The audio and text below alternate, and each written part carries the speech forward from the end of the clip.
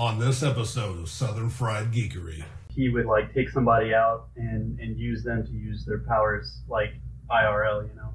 Yeah. But it was just really cool. And then they had this whole thing with like an uprising. And did you just say IRL? Yes, I did. Yes, he Actual did. conversation. Yeah. So WTF. you're welcome. OFG.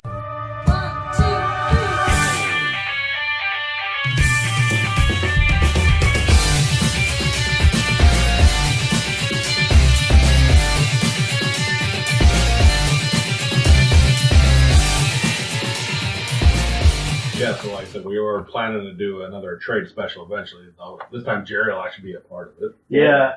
No, I totally remember that episode where you talked about some weird, obscure, no-name comic book. Oh, we talking about body bags? Sorry, I want a little bit of Latino representation on our Cracker Ass podcast. Damn. Shots fired. What are you guys going to do, a podcast? A Cracker Ass podcast? Yes, I do. I don't want to do a Cracker Ass podcast. We're I gonna want do to do a regular podcast. Well, hey, everybody. Welcome to episode 22 of the Southern Fried Geekery podcast. I'm Caleb Alexander McKenzie. I'm Craig Lance. I'm Sean. And I'm Jerry. I'm super excited about this episode, guys. Oh, you put some work into this one. I can tell. I've read Amazing Spider-Man 800 four Drinking times. does not count as work. And why is the rum gone? listen, Why the rub? This episode brought to you by Kraken Rum. Please sponsor us. Give us money or free rum. So, put the rum down at some point and go back and listen to episode 21 if you haven't had the opportunity yet. It was a Memorial Day special. The guys did a great job. I wasn't able to be here. Had some stuff come up. I really wish I could have. Really missed it. But listen to the episode. You guys did a wonderful job. It was our podcast's last significant birthday. It was Until pretty great. it turned 69. Oh, that. Why did Jack Black just pop up in my head going, that's a magic number? Go back and listen to it. It was a great time. The books you guys talked about were really, really good. Listening to you talk about them was a lot of fun. And while you're doing that, jump on social media and check us out. We are on Facebook. We're on Twitter. We're on Instagram. We're kind of everywhere. And we're sharing news. We're sharing pictures. We're talking. We're engaging with people. We're trying to build a community. And it's a lot of fun. We have a great time just getting together and chit-chatting online, making it a really positive place to come up and talk about comics, talk about pop culture, talk about nerd life, all that fun stuff. And you should go like us. We're at SFG Podcast on the Instagrams and the Twitters, and we're the Southern Fried Geekery Podcast on the Facebooks. So jump in there and like us and get to be part of the conversation. It's a lot of fun. So, as always, it's been a week since you guys have gotten together. It's been 2 weeks since I've gotten to hang out with you, which kind of sucks. I saw you briefly last Sunday. It was Just for a smidgen. yeah. But as always, the world keeps turning, and there's been a lot of news that's happened in the past couple days to jump out. So, Craig, why don't you kick us off on the news? Yeah, personally, we had some an interesting thing happen. We actually finally got our logo drawn. Praise me. And it's gorgeous. It is gorgeous. Dusty Higgins, ran into him at Little Rock Comic Con, and he had a booth set up, and I talked to him, and he asked how the podcast was going, and I told him we're doing good, and he asked about our logo, and I said, we still haven't had anybody that's had the time. We've had people that have said they were going to do it and just haven't been able to get to it because people have busy schedules, and he said, well, my schedule freed up a little bit. I can get to it for you guys. And I said, please do. And he took Sean's initial idea and ran with it and gave us a beautiful logo from that. And one of the things I really love about our logo is that you can actually see Sean's original idea, and he didn't just take it and completely change it. Yeah, and I want to throw this in there. Dusty did a phenomenal job bringing it to life, but He really did. The impetus of this whole thing came straight out of Sean's brain. It's a deep fried microphone, and I would have never thought about that. That came out of with a bite out of it. With a bite out of it. It's awesome, and that came out of Sean's brain. And Sean actually has been doing this really cool thing where he does a drawing a day, throwing them out on his personal feeds and on the. I think it's on our Instagram stuff sometimes as well. I did it accidentally. I didn't switch over to mine. But I mean, if you think the audience is interested, I'll start posting them. I'd do it, man. I think that's awesome. They're really cool watching it. You can just see what you're doing. doing a great job. I'm currently, right now, I'm doing a series from the My Hero Academia anime and manga characters. But as always, I take requests. So once I start posting them onto the Southern Fried links, if you like what you're seeing, you want to see me draw something specific, just put a shout out. Let us know. Yeah, for sure. And if you want to see more of Dusty Higgins' art, go check out his book that he did with Van Jensen. It's called Pinocchio Vampire Slayer. It's a trade paperback. It's a collected thing. You can get it at most places. It's very easily achievement unlocked. It's very accessible. Go check it out. Good stuff. Really good stuff. It's like 4 volumes in one trade paperback. It's a great fun read. You'll love it. It's Pinocchio killing vampires with his nose. He breaks off his nose. He'll lie to get along. Yeah, which means it means he has to lie to survive. Yeah, he'll lie, get a long nose, break it off, and stab some vampires with it. And when it wears out, he does it again. And it's just 4 issues of Pinocchio wanting to be a real boy. Vampires. It's great. Who doesn't? Right? He's a pretty phenomenal artist. He really is, and he actually, I believe he teaches art here at the University of Arkansas in Little Rock. So if you're a kid in college and you're interested in the arts, look him up and possibly invest in a collegiate career in that, or just go talk to him or something. I don't know. Dusty's awesome. That was the whole point of this. It is the first of the month, and this month in particular means a lot to me because it's Pride Month. It kicked off on the 1st, and so if you go to our Facebook pages, we're going to be sharing links to articles that talk about books that either feature LGBTQ characters or they are written by LGBTQ people, just whatever, that celebrate the diversity of life and who we are as a community. And, it's worth looking into because there's a lot of stuff done by and about people that you see every day, people like me, people who, I've said it on the podcast before, but if you're a first time listener, out and proud gay dude, hairless bear, it's kind of who I am. But we're going to be sharing those. So to our listeners, anybody who, doesn't matter if you're gay, straight, bi, lesbian, trans, whatever, celebrate Pride Month. And we really love the diversity of the people that we know listen to our podcast. Doesn't matter who you are, who you love. We appreciate the fact that you listen, and we are glad to celebrate Pride with you. For sure. There's some really good books that people need to. Yeah, and like I said, we're going to be. I'm not writing any of the articles. It's sharing them because other people wax way more poetic than I do on the stuff. In other news, Marvel has been teasing a new X book, and they are being super secretive about what it is. We don't know the title. So if you look in this past month's previews, it just says X Classified. The book is entitled X Classified. It's written by X Classified. It's drawn by X Classified. The only thing we know is that there's an artist who did a variant cover that they listed that. So I have no idea if they're ending X-Men Blue, X-Men Red, X-Men Gold, if they're funneling it down, if they're making it into an X-Force book, or if they're making it into Uncanny X-Men. We don't know. But they did just release some information about it. Sean, who's that artist? Roberto Ramos? Is it? Yeah. I didn't see I that. thought you shared it. No, I did. Okay. Yeah, that was me. It's actually Humberto Ramos. Yeah, Humberto. Latino representation, Jerry. Yeah, but so that's the big news that came out of this. We still don't know who's writing the book. We still don't know what the book is titled. We don't know who's coloring it, but we do know that Humberto Ramos is the one who is drawing this book.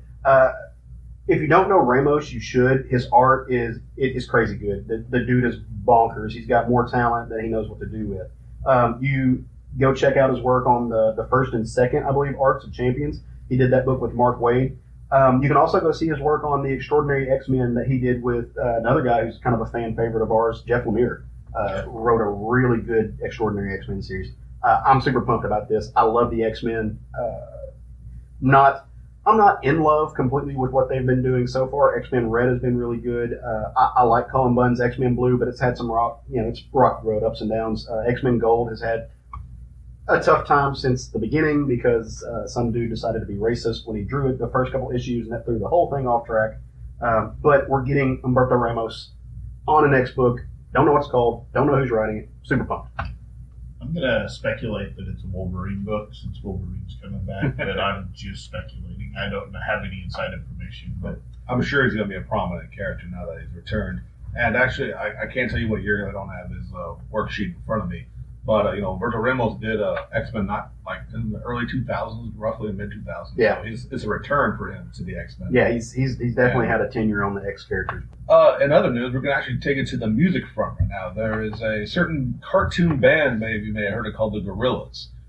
End of this month, they're going to be releasing a new album. They've already dropped 2 music videos for songs off that album. And if you follow Gorillaz deep enough, you know there actually has been an ongoing storyline in their music videos and in their interactive websites and whatnot. And they actually have like characters betraying each other, getting into fights. And currently in the storyline, Murdoch, their bass player, is in jail. He got into some shit. He's locked up. I didn't know that. That's hilarious. Yeah, it's crazy. Great. So the band needed a new bass player for this new album.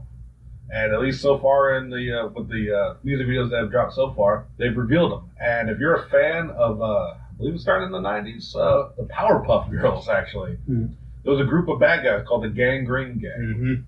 Mm-hmm. And their leader is the new bassist for Gorillaz. No shit. It wasn't just inspired from, it's him in the band now. Redesigned by, of course, the Gorillaz artist. Yeah.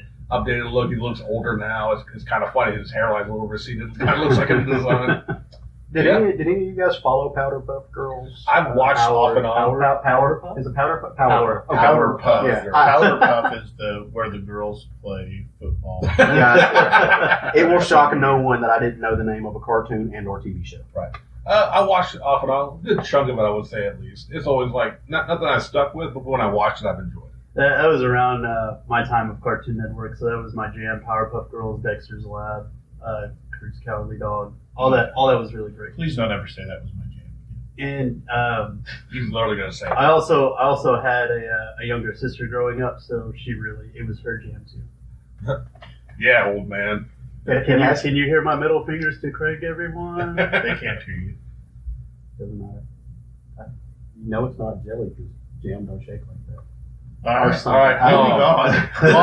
Long Box Podcast, Ferris Podcast. If you're hiring, I'm now Strawberry. I hate Strawberry. I'm done with these people. I don't know. Anyway. So in video game news this week, if you follow us on Facebook, Bethesda had a timer pop up on their site that was like an old-timey TV that said waiting, and anyone who knows the Fallout franchise knows that this has something to do with Fallout. They haven't had a new Elder Scrolls game in a while, which a lot of people were really hoping that was their new project that they were working on. And then obviously this confirmed that it was Fallout. I mean, we had Skyrim after New Vegas. New Vegas was the last game we've had. No, Fallout 4. Sure. And now you know how much I follow the Fallout series. So the very next day they announced that they have a Fallout 76 coming out. I don't think they've had a release date or anything like that announced. More excitingly to me about it, because my roommate John and I are like really into, we love the fucking Fallout series.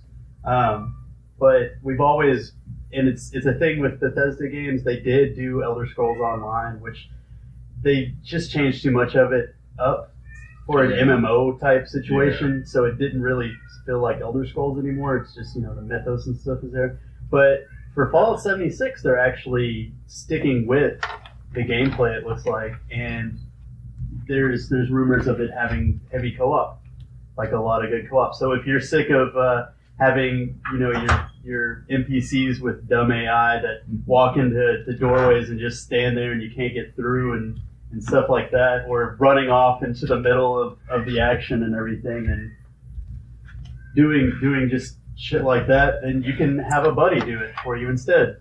Orion's a fan of Fallout. Yes. I think he's just protesting Jerry's voice. There's a cat in the back pissed off that Jerry doesn't stop talking. Yeah, what's up? I was just going to interject. I didn't know that about the co-op part. That's amazing, because I always said I loved Skyrim, and admittedly I haven't really played the Fallout series, but I said a co-op Skyrim would be amazing, so I imagine a co-op Fallout would be just as amazing. So let's pretend for a minute that, we don't actually have to pretend. I've never played any of the Fallout games. I think I own one of them. I don't think I've ever actually played it for more than 15. I think a robot killed me and I got frustrated and just picked up a book and started reading. So speak to me like I literally don't know anything. Tell me what Fallout is. So Fallout is based, I believe it's the height of the Soviet conflict, and it's essentially nuclear war happens, and people go into these shelters that are called vaults, and they're all numbered. From Fallout 3, you start off as like a baby, and then you grow into adulthood, and then for one reason or another, you end up leaving the vault. Okay. And it's just a total wasteland, but somehow people have survived. So That's actually the one I bought. Yeah, I think because you get that in the opening sequence or something. Mhm. Yeah. that was that one that had it was Fallout 3. What's up? And your father was Liam Neeson. Yeah, it was pretty great. I never got out the tunnels in that game. That's the Really? Fallout I played. Them damn tunnel rats. Fuck. Well, that's how you know you don't stand a chance. If Liam Neeson is your dad, you need to hide. Like he has a many skills, but being a productive parent is apparently not one of them. Right. But it's really cool because because these bombs and everything flew, time is essentially stopped. Mhm. Now in the game they were a little bit more technologically advanced. So there's like some was it 60s 70s It's kind of futurism right. with It's like the idea of the future from the 1960s in a post-apocalyptic setting. So it's still very much that 50s, 60s era with advanced technology. so you get all the music from that era. They have like a little radio, and they just have all of this like things are mutated. You're constantly having to worry about radiation and radiation poisoning, and all these like crazy mutated monsters and stuff like that. It's a really really great series. The big thing about the game too is you have a storyline, but it's open world and that true freedom of like, okay, yeah, your next mission's over here.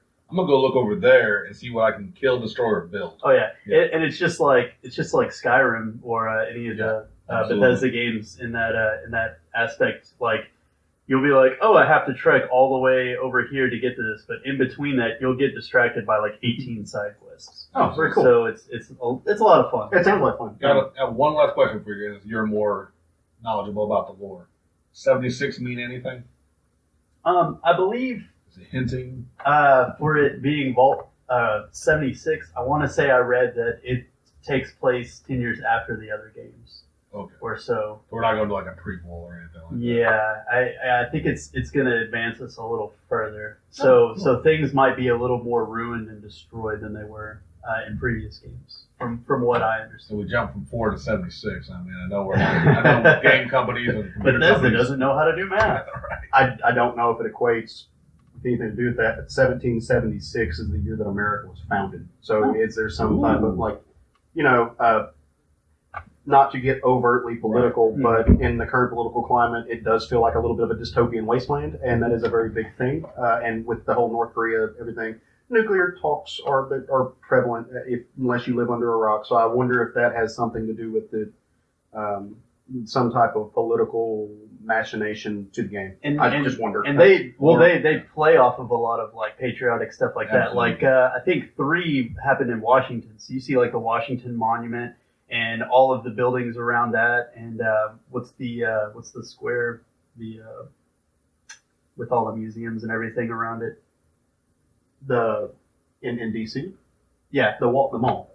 yeah, It's the Washington Mall. yeah. I mean, they have all that stuff for you to go and walk around in, and they've Yeah. been repurposed as bases for all of these, villains and bad guys and stuff. I'm willing to bet that's what it. We'll stay tuned. Anyway, history lesson, guys. Yeah, but it looks really cool. I'm excited about it. On same game note, actually, is another big video game announcement that many people who bought the Switch, I believe it came out last Christmas.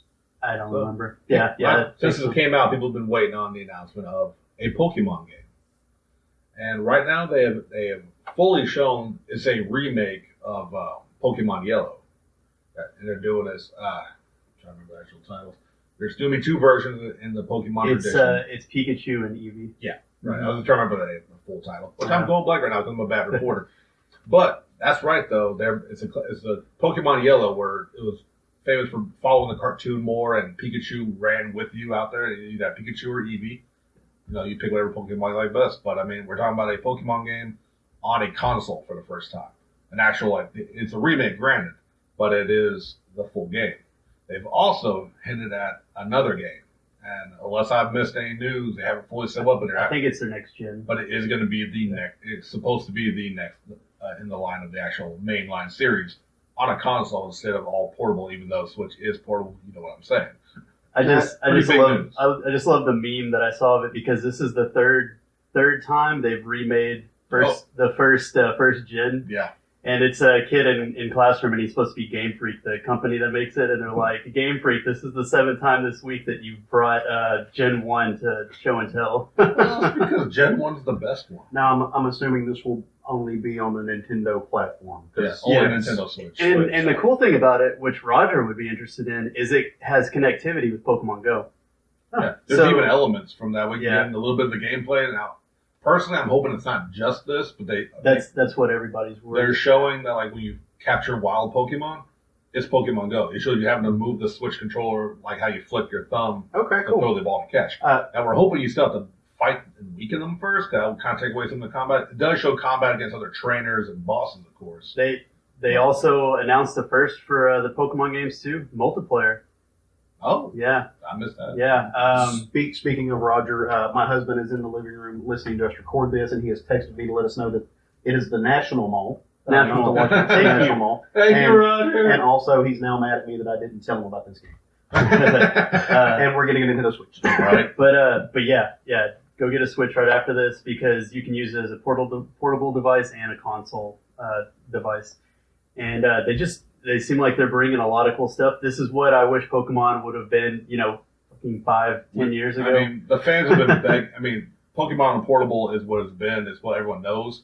But they've been begging since the Nintendo 64. People have been wanting a console quality Pokemon game Mhm. because it is an RPG, which is a big game franchise. I had the Pokemon Snap for Nintendo 64. I played the shit out Yeah, of I that. love yeah, that game. Pokemon Snap. Pokemon Snap was so much fun. And Yeah. Coliseum, those are And that was my jam. What's a Pokemon? it's like the a worst- Digimon, but I was going to say it's the worst version of Digimon. Gotcha. Ugh. Also, side note, if Hate you Venom. need any other reason to buy a Switch, they are burning Monster Hunter to the Switch as well. Very We've talked about nice. that franchise before. Go get a damn Switch and buy me one too.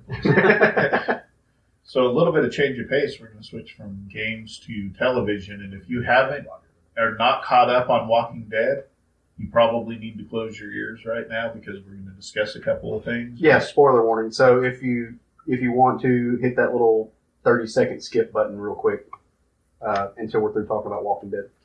Yeah, so the big news this week is that Andrew Lincoln is leaving Walking Dead after the 6th episode of next season. And that's a big deal, especially with Carl's demise last season. Yep. It looks like Daryl is going to be the leader of the group, or Michonne, after this, because Maggie is also... I was going to say there's another big name that's gone from the show now. Yeah, I can't think of the lady that plays Maggie's name right now off the top of my head. I want to but say Lauren Cohen. that's actually it. Yes, I just watched a movie with her in it last night. That's the only reason. So she's leaving after the same episode. So it's episode 6 is going to be horrific if you're a Walking Dead fan. I haven't watched it in a season now, so I'm a little bit behind. But following the news sites we follow, I know what's been happening, and they are certainly going to take a turn from the comic books. It appears. I'm Oh. sure it'll be similar storylines, Well, with different people. I mean, this is a huge divergence, Yeah. obviously, with Chandler Riggs not Yeah. being on the show any longer. I mean, basically, but like for us comic book readers who still cared about the show, I'm not one of them. I dropped the show by. I'm still reading the comic every month. It is going to be a huge change, but honestly, we know the fans love Daryl. If they choose him as the show lead, I think it'll still keep his popularity, unless the issue that always comes up when you have the stoic, quiet badass. You want to give, if he's going to be the lead, he has to have more character, more personality, more talking. That could take away from the character itself. That's why, personally, I think Michonne is a better lead. Yeah, my husband still watches the show. I largely quit caring about 4 seasons ago, and they kept recycling the same story. And that was my problem with the show. Is not that it's nothing to do with any of the actors, not that any of the characters weren't compelling. I get really tired of walk, wander up on civilization that's bigger than the last civilization we find, come into it, turn out it's run by psychopaths, fight it, conquer it, leave. Walk, meet a bigger civilization. Psychopaths, fighting, little zombies. So, spoiler for the comic book, that's exactly what's happening right now. And you know what, Caleb? There is no internet to bitch about in the zombie apocalypse. All you can do is walk, find civilizations, kill them all to walk on. That's okay. That's what they can do. I would largely be fine if they were walking and killing zombies. It's the meeting the humans that are shitheads that I get tired of. Humans are shitheads. I hate people. They're the worst. All right, so in my TV news this week, I actually just found out that Legion got renewed for season 3. Funny enough, I found out earlier this week that season 1 was on Hulu. I've been wanting to watch this show since it first got announced and I first saw that first trailer, but I couldn't find anywhere to watch it.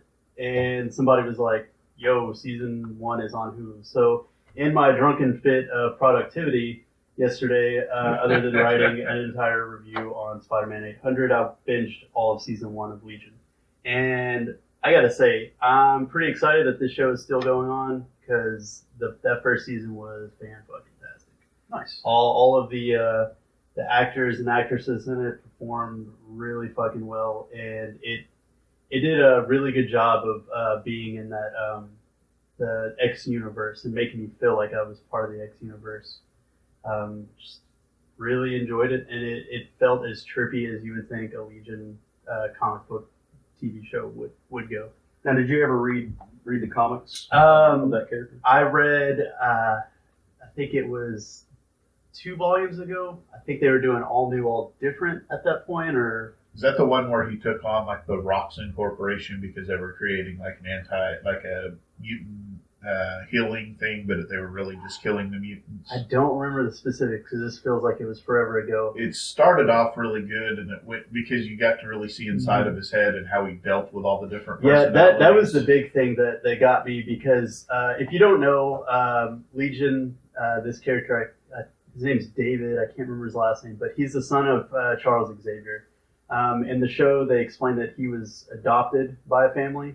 They even show like a little bit of like his chair, Professor X's chair, whenever he's giving David up. But David's mutant ability is he has this crazy multi personality disorder. Yeah, and but how it works is each personality has a different superpower. So while he's one of like the strongest mutants, he's constantly struggling with his identity. And the way he dealt with it in the, I'm not going to spoil anything for the show, but how he dealt with it in the comic book was he basically had it run like a prison. Yeah. So at any point you would see him wandering around this prison like in his head, and he would like take somebody out and use them to use their powers like IRL, you know. Yeah. But it was just really cool. And then they had this whole thing with like an uprising. And Did you just say Yes, he IRL? Yes, I did. in Yes, he actual did. conversation? yeah. So WTF. you're welcome. OFG. But anyway, they had with how the storyline went is there was an uprising in the prison. A bunch of really not so nice personalities started getting through and causing this prison break and started all kinds of mayhem and chaos. And it was it was a crazy series. I really enjoyed it. Yeah, so his name is David Haller. I just looked it up. David Haller. Gotcha. Yeah, and his middle name is actually Charles. He's named after his dad. Oh. But the crazy thing is, like you said, is that he's so powerful because any one of his personalities has a different mutant ability. Yeah. So whichever one he's letting control him at that time is whatever power he has. So Yeah, arguably he's the second most powerful mutant other than Franklin Richards. Yeah. As far as the potential for destruction or for good, but it's insane. What? Marvel, quit letting Charles Xavier near children. Anyway, he is going to fuck up their lives.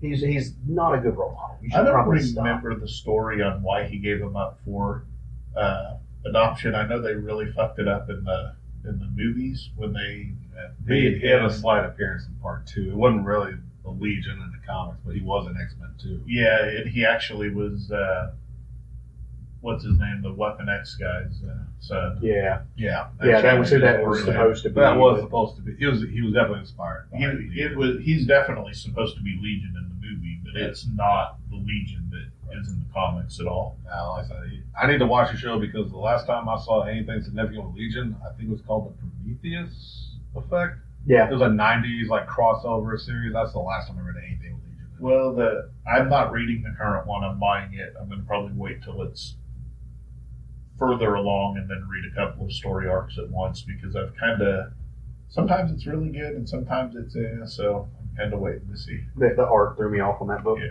I think the biggest thing to recognize him was always the hair. Yeah. It always stood out. He's He's got got Kid that and super Play hair. He's got like a that's- static, the a Wayne, Static X, Wayne yeah. Static thing Static happening. X or Kid, Right. Kid and Kid Play. Yeah. Well, all right. Do we have any more news? Anything? We do. We have one that's been a little polarizing amongst the fan community. I mean, the internet had some outrage over something. I know, right? But even the people we know personally that we could hit in the face when we so chose to. The guy I'm not going to hit in the face. Exactly. But as being, it's been a topic of discussion. Is that Jamie Foxx has been cast as Al Simmons, known as Spawn, for the upcoming new Spawn reboot, remake, sequel. We're still not sure where they're going with it. Yeah. But a lot of people are upset. Some people are okay with it. So I think I'm the odd man out in this group. I'm not upset by it by any means. I just don't have high expectations out of this. Jamie Foxx doing genre stuff doesn't pique my interest at all. I love him in more serious stuff. I love him. His portrayal of Ray Charles was insane. Jamie Foxx in an action thriller, just snooze. I actually really like Django though. Django was a damn good movie. Here's the hope I have for the movie. If rumors are still true. And like I said, it's all speculation, it's all fan rumor, but this is kind of going off of what McFarlane originally said when he first started talking about doing this again. He said he wanted to bring back the Spawn universe by making a Sam and Twitch movie, the detectives that were prominent throughout the Spawn comics.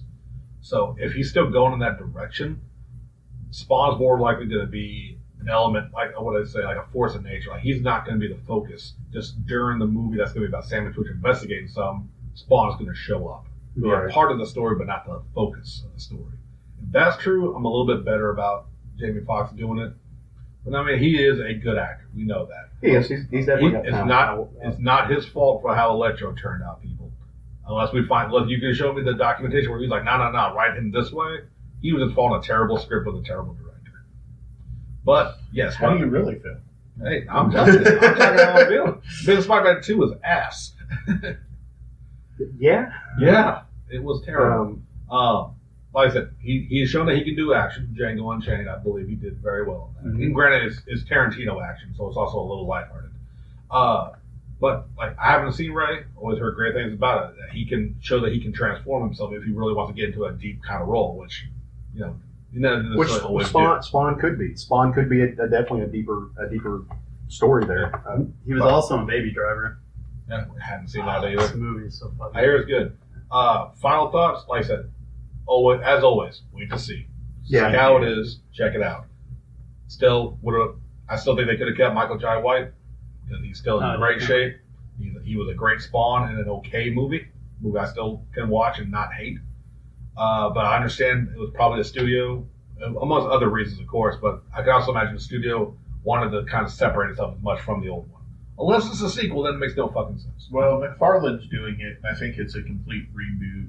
And from my understanding from listening to him talk, is he's trying to get away from that movie and redo one in the way he wants it done. So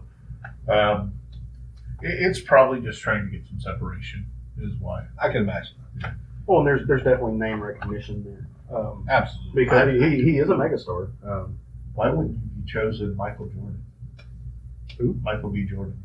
Oh, well, that's another one. Yeah, honestly, I think that's what it is for me. I want the basketball player. I'm sorry, I didn't put B in there. Got it.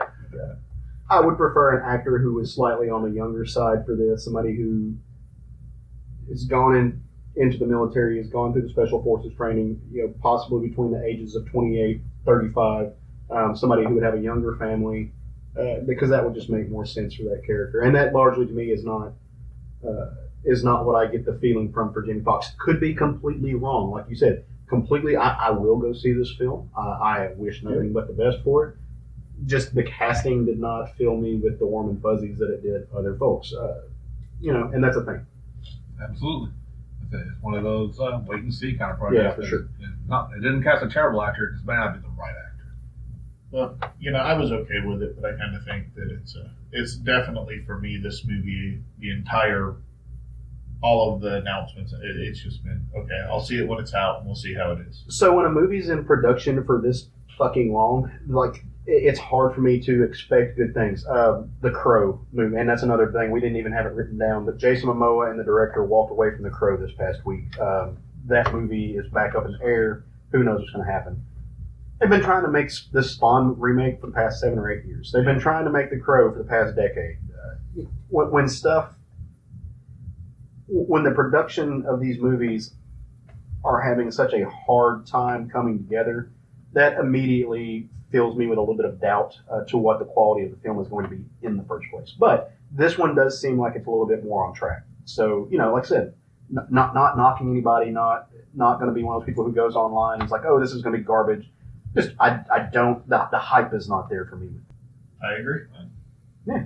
So anyway, get on our social media sites because we're talking about the news that comes out as it comes out all the time there. We can only get together and give you one podcast, but we're real people and we can interact with you all the time. So jump on there. I'm really excited about this because this is the part of the show where I get to learn things that I largely don't know about and that I don't think Craig probably doesn't know a lot about. We're fortunate on this podcast. We all read comics and we know a lot about them. The other side of that is manga and anime is is a big part. I only did that for Jerry. Is a big part of the culture. Jerry and Sean are both extremely knowledgeable about this stuff, so we have a segment of the show that we like to call the manga ramen. So they are going to serve us a big bowl of manga ramen right now. Yes, we are. And today we're going to talk about a series that came out about 3 years ago. It was a very interesting series. It's not one I've seen a lot of people talk about anymore, so we want to kind of bring some attention to it. It's called Charlotte. It is a 13-episode anime. It's actually an original anime. It wasn't based on a manga, although they did make a manga afterwards. Yep. It's really nice to pick something like that because it's a quick burn, and you can easily, you could pile that on in a weekend. Yeah, 13 episodes. It's available in both Japanese and English. So whatever your preference is, easier way to watch it, you should check it out. So it's dubbed and subbed? Yes. Okay. Yeah, it's available subtitle or dubbed at any of your normal streaming services, Funimation, Crunchyroll, or get VRV and have both. You can check it out either way. Sean actually sold me on this one. Oh, yeah. Yeah. It's really, what it is that it's a, set in Japan. It's a world where there's a comet. I believe they call it Charlotte. The Charlotte Comet that passes over Earth every 75 years. And what it does, it actually sprinkles like spores over the Earth as it passes. And anyone who's pre-adolescent, pre-puberty, like before they hit puberty. Prepubescent. Yeah, prepubescent, thank you. Inhale it, they have a chance to gain abilities. And what I really liked about this show is that these powers are not perfect.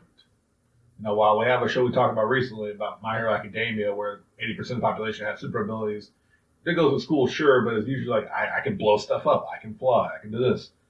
Here we have like the main character, Yu Otosaka. He has the ability to possess somebody for 5 seconds. While he can possess him for 5 seconds, not much time to do much, and his body collapses where he was standing when he does that, isn't it? And he's a good kid. He doesn't he doesn't like take advantage of it with it, but he has had to use it in the past. He meets up with a girl who can turn invisible to only one person. Well, he does take advantage of it. We'll get to it. Okay. I don't know how much story wise. Yeah. So it starts off and he's basically using it how, a teenager would, where he's like flipping up girls' skirts with another person's body, or like he sees somebody litter, so he possesses their friend and makes them punch them. And it has been 3 years since I watched it. Then he decides, because he's not like super hyper intelligent, he starts using it to cheat so he could get into a really big cram school. Whenever he gets into this school, he decides that he's going to be, the number one student. And get the cutest girl. So he manipulates some stuff with her and makes it to where he ends up saving her life. And and then after that, he gets found out by these other people that have abilities. All of this sounds very ethically questionable. Yeah, no, it super is. Yeah, see, I completely misled you with a bad memory of what he was, apparently. Yeah. But no, you're starting off with a legion of Japanese kids who stuff space powder up their nose and gain super abilities so that they can inhaling, and it's like allergies. The whole comic cocaine. So the whole idea of it is they only have it for a few years until they become an adult. That's usually how addiction works. You only get to be it for a few years. So he ends up. Some people it's a lifetime. He ends up getting found out by these people from this other school who investigate people with abilities. You find out later on that they're doing this because there's a secret government op that's been abducting these children, using them for their own government like political gain and stuff like that. But the first girl he meets, like I said, the core group, they each got pretty unique powers. First girl, she can turn invisible to only one person. Like, you think invisibility like Sue Storm, everyone, but she can only choose a specific target to not be seen. Gotcha. So, limited. There's, that's Nao Tomoroji. There's another guy named Jojiro Takajo. He is a speedster. He's the Flash. But he can't control himself when he goes too fast. He will just run and crash through shit. He calls it teleportation. Yeah. But really what he does is he moves from one point to another point at a supersonic like speed. So like the first time the main character gets found out by the girl that goes invisible, he bumps into this guy, and this guy is the one that chases him. So like the entire time the kid's running, and you just see shit behind him exploding, and you're like, what the fuck? And then you find out that this kid is moving at supersonic speed, but he can't stop himself, and he just destroys shit. It's about the way I skate. And the final member of the initial four is Yusa Nishimori. Her ability is that she's a medium. She can be possessed by the dead. Okay. While they use that to like kind of get some information, I believe in one point of the investigation, the big thing she can do is she had a sister. Her sister passed away, and she can get possessed by her sister Misa, who has pyrokinesis. So kind of a Legion thing. Yeah, a little bit with that. Gotcha. Yeah, so it's pretty neat. And then like it goes much deeper in there. The main character, he had a sister whose ability was she can make things collapse and like degrade around her. Like she brings destruction around her. Very negative power. It actually killed her. The series halfway through takes a turn and gets really fucking dark. As manga and anime tend to do. And then like without giving away too much of the story, but I want y'all to go out and watch the show. Give us some love. Here's a big caveat for the rest of it, because like you said, there's a government messing with stuff. There's the death of the main character's sister. He also has a brother who has the ability of time travel. And he used it quite a bit. We're not going to get into what he was doing with it. But actually using it too much made him go blind. And then they find the big kicker is that there's an addition. I thought it was masturbation. There's so much about this. It's a thing that sends his basically it sends his consciousness back to his old body. Right. And it caused him to go blind. Does it cause him to get hairy palms? And then there's the big thing about it is, and I don't know if we want to discuss exactly the big thing with you about his possession of people. It turns into something a lot more powerful. I don't want to give it away, honestly. It's more than what you're led on to believe. And it's kind of funny because you and his sister, they basically live alone. They're on their own. And so whenever he gets accepted to this new school by these kids with abilities for protection and stuff, she goes with him. But she keeps saying like stuff like, "Oh, I thought there was another one," or something like that. Like, and every now and then he'll have like a weird memory or something like that. So like later on, you find out that this brother that had been going back in time and trying to stop things from happening, basically erased their memory of him. And so whenever the main character finds out about him, it just starts this whole new ball game of stuff going on. And when it hits that turn, like that depression phase of his sister's death, and it just kind of goes a little bit downhill from there, and then it picks up a little, and then at the end it's just it's a roller coaster. Yeah. Because it starts off very much like teenager with superpowers. We're gonna fight the government. We're gonna, we don't want them taking advantage of us while they're, because they don't fully understand about this comet that changes people. So the government, of course, wants to figure out how, and of course, weaponize, as they tend to do. So it's a roller coaster. It starts off very lighthearted, it gets very dark, and they'll just leave you at the end of every episode. It's like, what the fuck? And marathon, me and Jerry suffered through it on a weekly basis, watching it as it came out. It was pretty brutal. It was one of those most, I almost call it like our year or our summer of fucking feels when it comes to anime. It was part of a series of anime that destroyed us. And it's very good. It's, if you haven't seen it, you should check it out. 13 episodes, you can go through it really quick.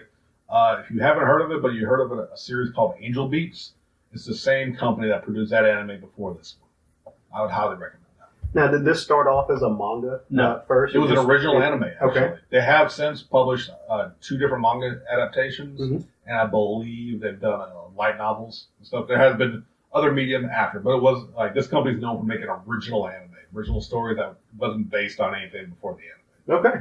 Space dust fueled, ethically challenged, super children. And you actually don't find anything out about the comet till the very end. His little sister brings it up occasionally because she's got a telescope and everything. So she's like super excited about this comet, and you don't find out till much later that all of this stuff is coming from this comet. Now, so I've never seen this. Surprising, 0 people. But as you guys are teaching me about manga and anime and just the Japanese sequential art styles, reading things like Uzumaki, which I read not too long ago, it fascinates. I'm used to my comics and everything having an overabundance of metaphor, and that's fine. Right. It fascinates me the extent and the dark metaphor that have popped up in the manga and anime that I've consumed since you kind of have broken me out of my shell, and I don't know if it's a cultural thing. I don't know what the origin of that is that makes it different. Like it's the same. Metaphor is metaphor. So in American style comics, you get metaphor for some really dark themes. In manga and anime, you get metaphor for some really dark things.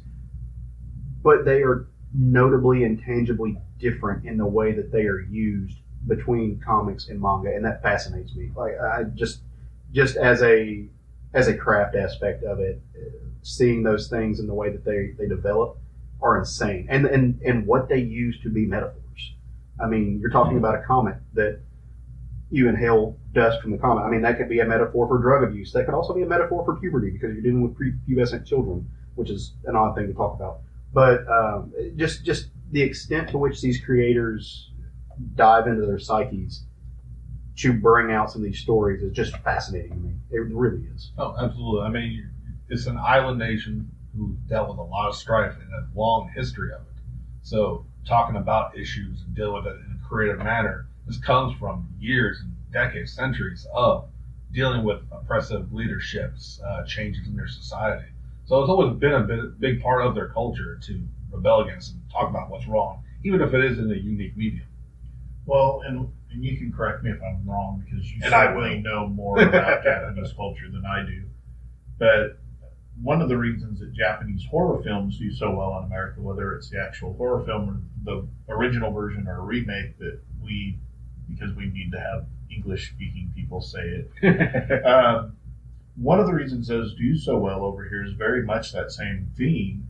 It's because in Japanese culture and Asian culture in general, the good doesn't always win. Right. It manifests itself in a way that we're not largely used to. They don't follow that American-made horror stereotype.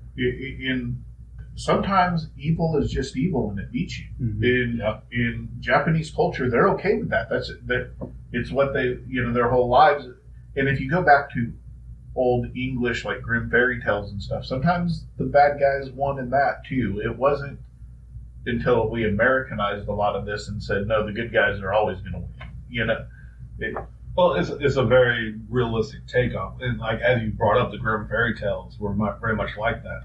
I think it's something we've lost, especially here in the West, because we wanted to turn story time into kid time. Mm-hmm. Japan, while they have stories for kids, they tend to keep it very realistic because I think, personally, I think it's a big part of how they've always kept the old and the new within their culture, specifically in Japan. How, like, you know, they moved on, but they've never forgot tradition. Yeah. Like when me and Jerry were walking through Tokyo and Osaka in our trip, you're walking by skyscrapers of beautiful modern architecture, and right next to it is probably 100-year-old shrine. Right. You know, and so to me, they've always kept grounded with their story. They always move forward with advancement and creativity. They never forget the past. So those old ways of telling a story, a fable, with serious tones, they've never shied away from it, regardless of who is aimed at age-wise. It's truly fascinating to me, the way it manifests and the way it presents and the way it shows up on the page or on the screen. Just, I don't know. I'm really developing an appreciation for it. And I'm glad you are. That's largely because of you guys. You're welcome. This is why we have this manga ramen corner. But our bowls are empty. It was delicious. Ikidakimasu. And I do like my manga ramen subbed and dubbed. Yeah, whatever your preference is, don't ever be ashamed to listen to English if that's what you like. I'm never ashamed of being subbed or dubbed. So let's take a moment for that to really sink in. Now we went to a con not too long ago that was Arkansas Anime Con, and we got the chance to talk to some people who listen to the podcast, or hopefully who have become listeners to the podcast, and don't just take our word for it that these things are good. Let's take a moment to listen to one of our fans tell us about what they like and what they are reading. Southern Fried Geekery. Okay, we are still here at Anime Con Arkansas, and I have someone here with me. You are? Anna, and my recommendation is Erased. It's an anime pretty much about a dude who has a problem in his life, but he doesn't necessarily know the problem yet. Well, his mother gets murdered, so he then goes back in time without realizing it. And each time something happens that could either get him harmed or the people around him harmed, he has to go back in time and fix what that problem was. He spends months or weeks or even months in this timeline, which is in the 1990s, which is where he was in junior high, I believe. Or it was, yeah. I mean, he went back to like elementary. Yeah, he warped back to like elementary. Erased. And he had to go back and fix this, and he spent all of this time there. And he was just so happy to see his mom when he first got back that day. And the ending, it left almost an opening for a season 2, but I highly doubt they'll have one. Indeed. All right, well, that sounds awesome. Thank you very much. Southern Fried Geekery. All right, that was awesome. As we're at cons, we always have a recorder with us most of the time, so we want to do interviews and stuff. If you ever see the SFG crew walking around and you want to talk to us about a manga or an anime, and you see Jerry, or if you just want to just say hi or whatever, come chat us up. Come. We'll let you do a blip just like the one you just heard, and we really do appreciate people doing that. We like the interaction. So, And coming soon to local conventions will be us with tables. yeah, and a fancy logo. That's a plan we have. Yeah, we got some stuff in the works, so keep your eyes open, keep an eye out for us at the conventions. Hopefully here soon. All right, so let's bounce into some comics that we read this week. As much as I love manga and anime, that's not my bread and butter. This stuff is. So I'm really excited to hear about some books that you guys read this week. Ready to talk about a book I read this week. So let's jump into it. Who wants to get smothered covered in comics first? I'll go first. This is a week that there was quite a few important books that came out. I'm going to talk about one of them, but I do want to give an honorable mention to Aquaman and Jabberjaw. That book was way better than it deserved to be. Now, what you're talking about, DC released a series of kind of mashups between the Hanna-Barbera characters and some of the mainline DC characters. They've done this before, and they've done it with Warner Brothers stuff. They've done it with Looney Tunes last time, and this time it's the Hanna-Barbera stuff, and they really matched the characters up well. I mean, obviously, Jabberjaw, the talking shark, with Aquaman is an amazing combo. Speed Buggy with the Flash was pretty good too. Yeah, I mean they did a really good job of pairing them up. But that Aquaman Jabberjaw, that was really good. And then I always forget about Captain Caveman, and he had a little side story at the back of it, and it was really good too. So, Blue Falcon showed up in one of them. That made me happy. yeah, that was. Which one was that? I don't know. Was that Outsiders? I wasn't prepared to talk about it. I have no clue. I just know he was there. And Dynamite. And Dynamite. Yeah. So the book I am actually going to talk about is The Man of Steel. And the reason we need to talk about this is because it's Brian Michael Bendis' first full issue of a Superman book in the DC world. And if you didn't listen last week, Craig also talked about another Marvel's last Bendis I will book. say this book is nowhere near as batshit insane as Iron Man. I was really sad when you told me Leonardo da Vinci and Blade didn't show up in it. Yeah, they did not. So, of course, it's written by Brian Michael Bendis. It's published by DC. It was drawn by Ivan Reis with Joe Prado on inks and Alex Sinclair on colors. Just a hell of a team. Yeah, I mean, it's a beautiful book. The art is beautiful. It's a well-written story. It starts off with our new villain, Rogol Zar, who made his first appearance in Action 1000 and kind of tells you that he destroyed Krypton. Well, this book backtracks a little bit. It starts with him actually on Krypton, 100 years ago or so. It doesn't really say. And he's talking to a council of immortals that happens to include one of the Guardians from Green Lantern. Wow. And somebody that looks like a Norse god, somebody that looks like a frost giant, and two other people I have no idea. And he tells them that their love for science, the Kryptonians' love for science is actually causing them to go out and start destroying planets. And he believes that they're going to actually destroy planets to take their resources so they can fund their science knowledge. And it's going to cause planets like, he brings up Zarnia, which is, you guys know, is Lobo's home planet. Oh. So brings up that it's going to cause the fall of these planets because they're just going to go in, they're going to deplete the resources, and it's going to leave these planets in civil war fighting over the resources that are left. And obviously the only way to stop this is genocide. And so then it switches back to modern times with Superman flying around in Metropolis. In his red shorts. Yeah, he's got his red shorts back on. He's flying around Metropolis. He stops a couple of mid-range bad guys because he can hear them with a super hearing and swoops in and stops them. And then there's a fire. And he thinks to himself on the way to this fire, well, there's been a lot of fires in Metropolis lately. I wonder if there's not an arsonist. Could you imagine being that asshole that's like looting a place or something and Superman shows up Yeah. to stop you? Like, I mean, there's actually a pretty good joke in the book about it because he's like, why are you guys in Metropolis? And they're like, well, we figured it would be a good place to hide because none of the bad guys come here. And he's like, oh, that was well thought out. yeah, you know why? You fucking idiot. Wasn't it Firefly or some, what bad guy was it? I'm trying to remember what villain that was. Oh, I don't- low level, just a whack ass. Yeah, I don't even remember. Yeah. So, anyways, he's flying them off. The fire starts. He heads over to this fire.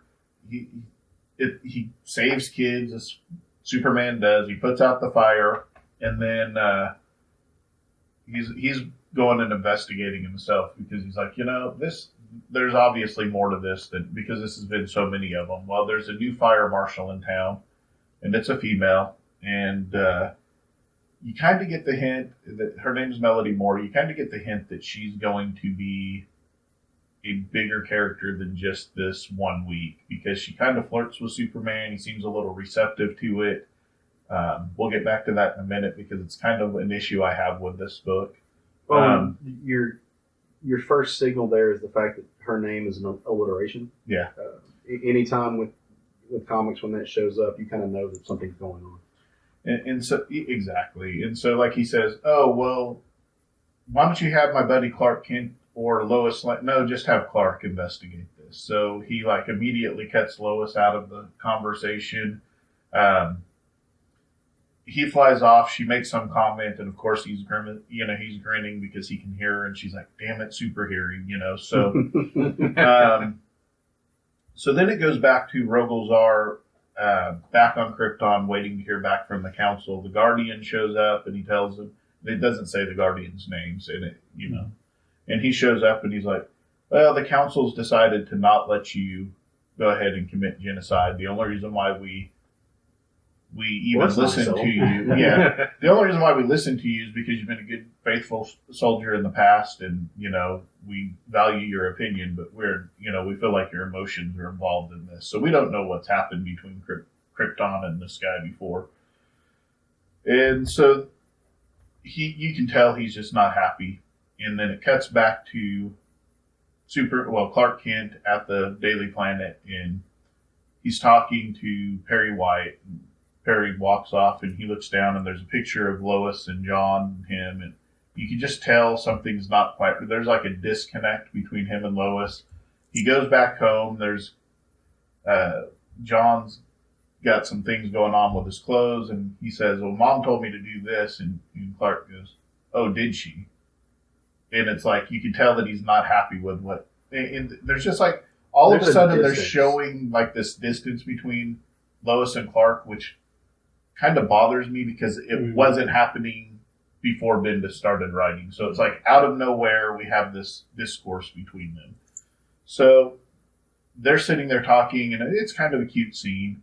And then all of a sudden there's a blinding light, and Clark rips off his glasses, and it says to be continued next week.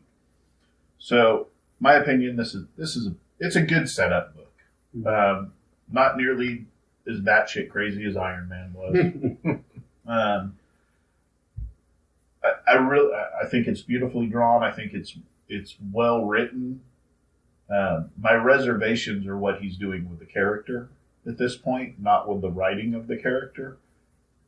I'm going to be real upset if Clark Kent is going to have an affair on Lois, because it's so far out of his character of who he is. That's going in a kind of, I'm not saying that he said that's going to happen, but it's just kind of hints pointing towards it.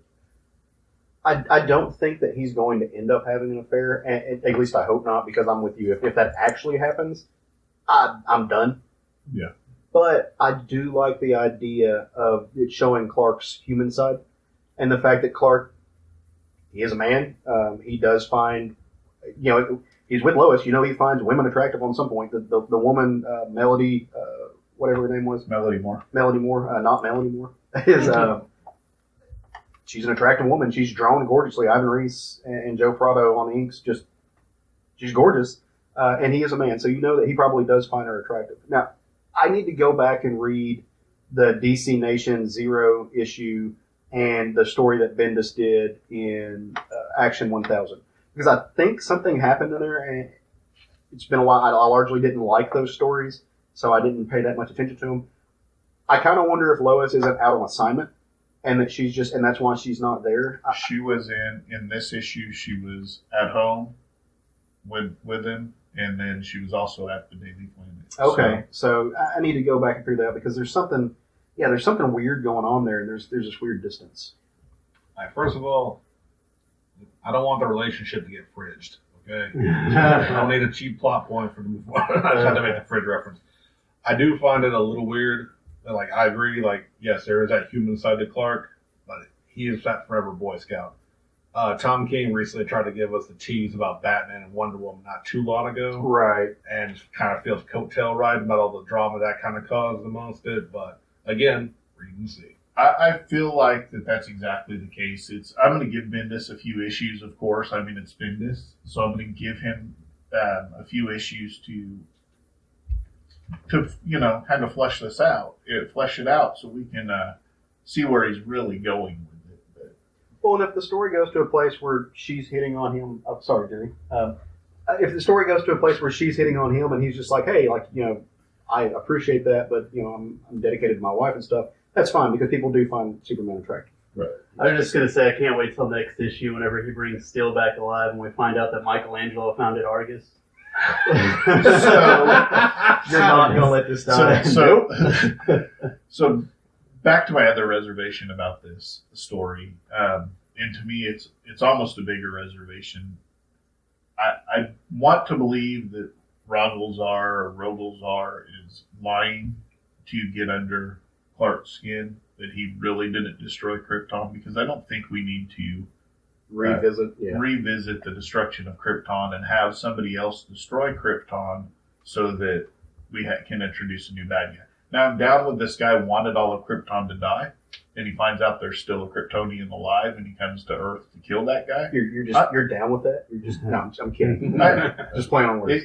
Yeah, I'm down with that. I'm down with Kryptonian genocide. I mean, that's his jam, is Kryptonian genocide. It's definitely my jam.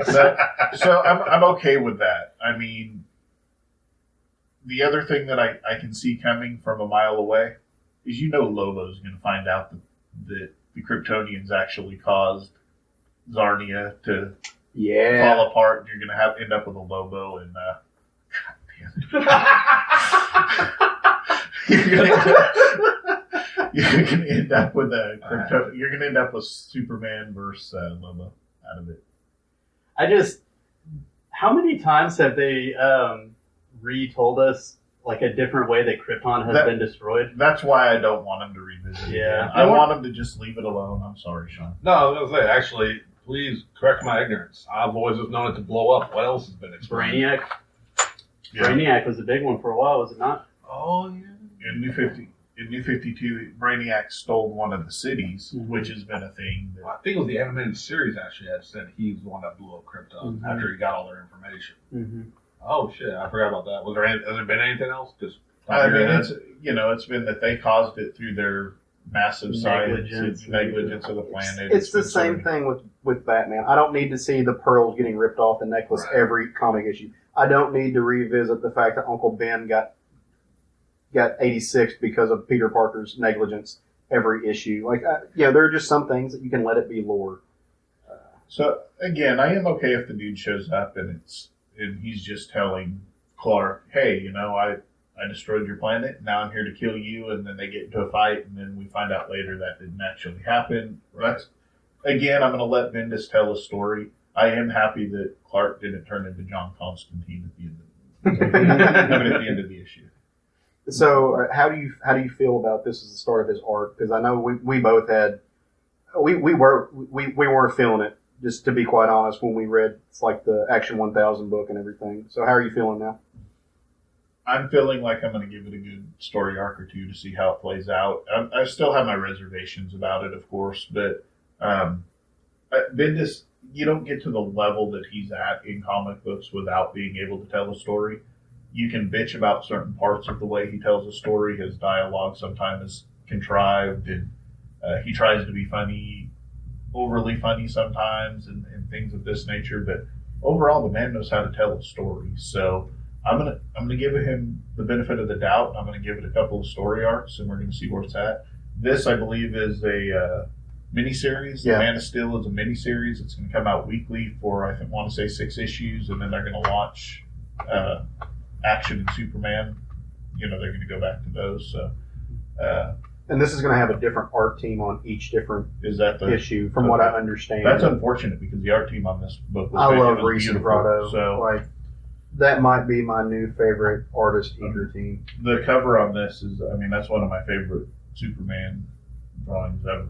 So I think switching up the art team is probably smart. They probably learned from No Justice when they had it good for the first couple issues, and they had a last minute fill in with a great artist, who just like we discussed it last week, didn't really fit. I forget his name. Top of my head, the guy who does Deathbed. Yeah. Riley Rossmo. Yeah, it's great artist. To me, it just really didn't fit the theme what we already had going, and I think if you're gonna do a weekly book, switching up artists isn't a bad idea. And there's some connection. There's some similarities between him and Manipool, who was on the series, but just when you're not expecting it, it does take you out of the story. But on this one, they're doing a new person for each one, and then when he gets into the Superman series, he's going to have a dedicated artist for that. Okay. So I'm looking forward to see what he does with Superman. Superman was good. Previously, Action Comics was fantastic. I'm really sad that they ended him, but again, it's Bendis. There's a reason they gave him Superman. There's a reason. So we'll see how it plays out. What's your favorite Bendis story?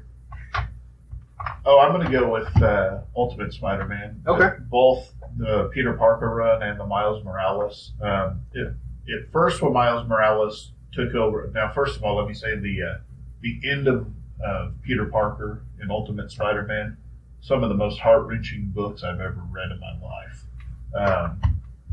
And then it led right into Miles Morales taking over. And at first, Miles Morales was too young, and they did kind of a time skip thing. And I really enjoy that character now. Glad that he's in the main universe. It's going to be weird having somebody else write Miles Morales because he's only ever been written by Bendis. So, and I also want to see if they hold on to the fact that Miles Morales is supposedly immortal. Because all of the Norman Osborn, Peter Parker, and Miles Morales all either were bitten by that same spider or used that spider's venom. In that Ultimate Universe, Norman Osborn used the spider venom to create the Goblin serum. And that venom, that spider venom, actually caused immortality because both Norman Osborn and Peter Parker showed back up later after their deaths. And they're like, apparently we can't die. We were dead, we were buried, we were put underground, and, Nice. and here we are. I've got those. I haven't read them yet. So that's probably my favorite. I mean, I could give you a list of ones that I don't love, but Actually, mine is actually the last thing I can remember and know for sure was Bendis was the early Ultimate Spider-Man books. And like Craig covered pretty well what he already did, but I can just talk about one of my favorite moments came from that book in comics was when he met the Ultimate X-Men in a crossover. And it was just a single page. Well, it had a lead-off panel of Jean Grey talking to Peter as Spider-Man and saying, hey, we really appreciate you teaming up. And, I'm a psychic, and I got to say, you're the first man I've ever talked to that didn't immediately imagine me naked. Yeah. Then you see a panel of Spider-Man's face. Then you see her. She goes, until now. He's like, hold on. And he's putting his hands on his head. Hold on. And he's fighting. You see her looking more uncomfortable every panel. He's like, there. He's like, okay, and then walks away. It was just a great interaction. I mean, in fairness to Peter, when she brought it up, I mean, Yeah, you can't not think Yeah, exactly. It was a great moment. That's probably, honestly, I think that's the last Bendis story I ever read was back in Ultimate Spider-Man. Mine's a toss-up between his Avengers work and Alias. I love Jessica Jones. I love that character. I love what he did with Luke Cage and stuff. And either Avengers or New Avengers, I forget. He had Mighty Avengers. Mighty Avengers, Was yeah. when Luke Cage actually ran the Avengers, if that's the one you're talking about. Possible. I mean, I've got them He all, was on so. New Avengers forever, and I believe that Luke Cage was on that team. Yeah, as well, so he did some really good work with those characters in that one. So yeah, that's when he made Yeah, Squirrel Girl. he did Mighty Avengers after Civil War with Frank Cho. Yeah. Is that what you're Okay. thinking of? possibly. Then he made Squirrel Girl, Jessica and Luke's babysitter. That's He actually right. brought Yeah, Squirrel Girl back into the Marvel universe. that's right. Bendis wrote Civil War? No, No. After Civil War. Bendis wrote Civil War 2. Mark Millar wrote the first Civil War. Okay. I haven't read any Bendis since Ultimate Spider-Man. So, you got a favorite Bendis, Jerry? House of M, actually. That's a good one. Yeah, I just really like the mix up on all the characters and just to see what the world would be like if it was more mutant superior, than Homo superior. And then the end of the mutants. Yeah, it was a good storyline. Nice. I enjoyed it. Well, yeah, so get ready for Man of Steel number 2. Sean, what'd you read this week, brother? This week I read Savage Dragon number 234. The saga continues. It does. And I know I bring up Savage Dragon a lot because I love it so much. There were a lot of good books. It was actually tough to choose this one. I decided to go with this issue because it's a follow-up to the last one I talked about with the death of a major character. No, I thought you Like kind picked of- it because I had booty on the cover. There is a naked woman booty and side boob, classy as Larson ever gets, on this wonderful, wonderful cover. But if you remember the last time I talked about Savage Dragon, Malcolm Dragon's wife Maxine got electrocuted to death by her child that they just removed out of her body because it was already shocking her and putting her in danger. It literally opens up with Malcolm in the hospital bed after his last experience that put him in the hospital well, literally yelling, "Fuck that," after they told him about Maxine's death. And they bring back to a thing with when the original Dragon, after he was defeated, when he got his memories back, I'm going into a lot of history into this, he was weakened, skinny, like he just wasn't regenerated. He got beaten so bad and lost some of his power. they found out that he could get boosted back to his normal rate by a blood transfusion from Malcolm. Okay. And what that ended up causing, though, is unstabilized DNA. I forget the exact reasons why, but it ended up killing Dragon. That's how he officially died in the book. Like, it literally made him explode. His body couldn't maintain the other genes. So Malcolm, freaking out about his wife, has a doctor, and it's not an IV, but it's his blood in a bag and says, give it to her. Mhm. So he knows the consequences of what could happen, but he's trying to save his wife. A lot of other things happen in this issue. Like I said, I'm not going to get too deep. A lot of stuff happened in Dimension X with Dimension X, the alternate dimension, with the other Rapture who had passed away.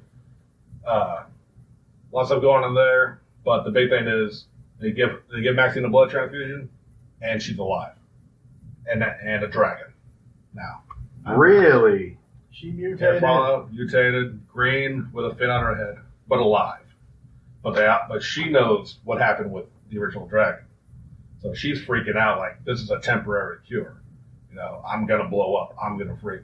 I'm gonna die. And it's like they had been testing a serum trying to fix that problem. Yeah. It wasn't certain. So most of the issues, you get a nice family reunion, like the kids all coming in. The baby who was electrocuted is alive and well.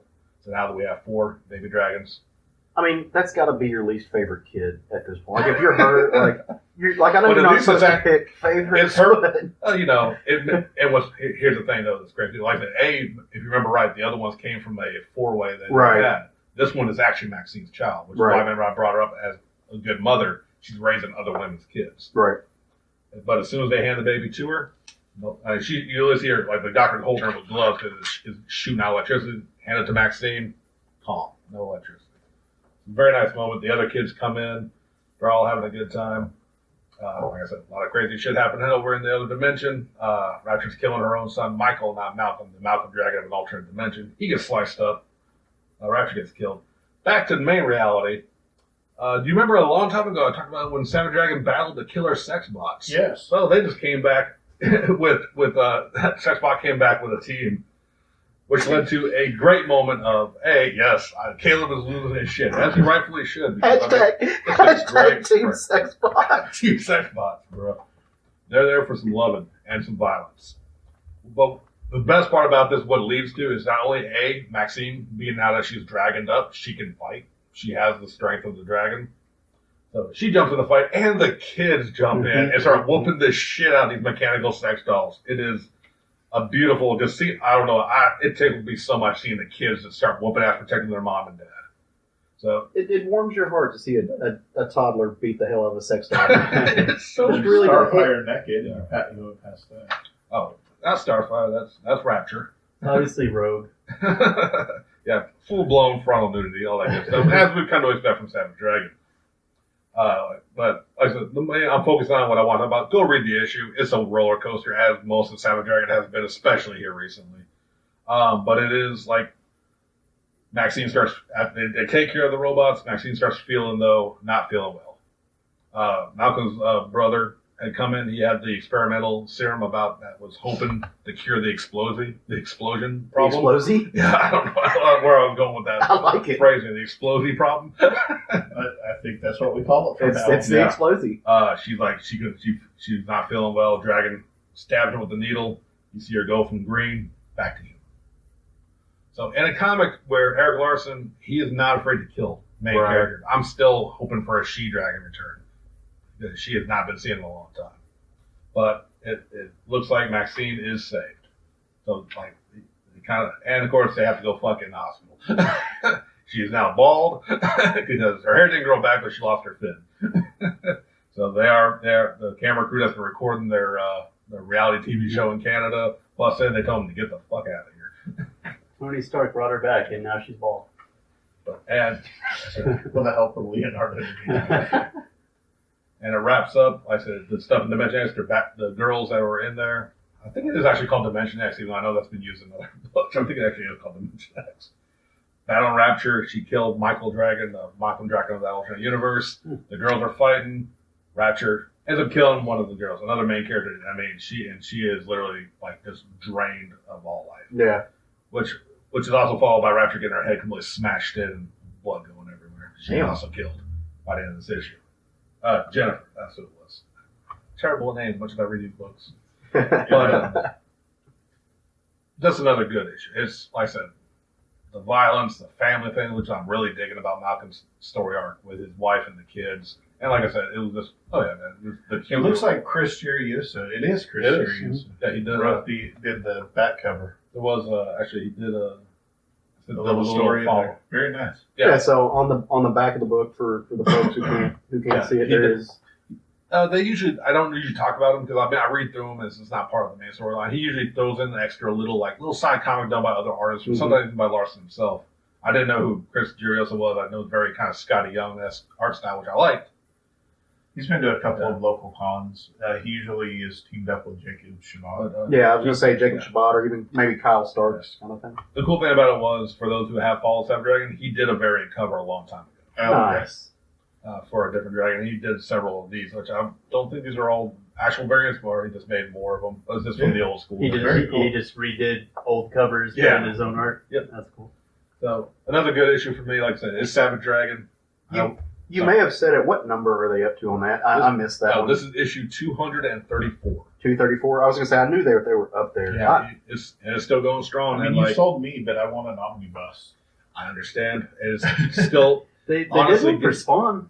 Yeah. I mean, who knows? Like we know very well that Dragon doesn't sell. Probably, I don't know how Spawn selling. I don't know if we can do number comparison. Everyone wants to look that up.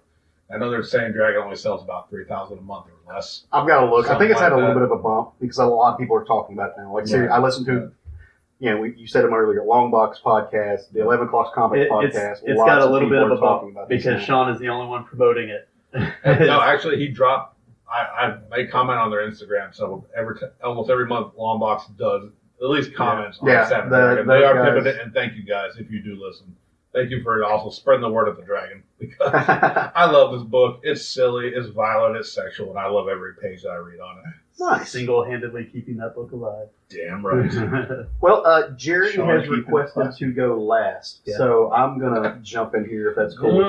Craig, I'm going to go play your PS4 while these two do their book reports on these comics. Mine's actually not a book report this week. This is going to be probably one of the briefer ones I do because it's one of the bigger books, but it's probably going to be a briefer thing. So the book I want to talk about this week for the Smothered Covered in Comics is actually not a single issue. It's an anthology that came out this past week.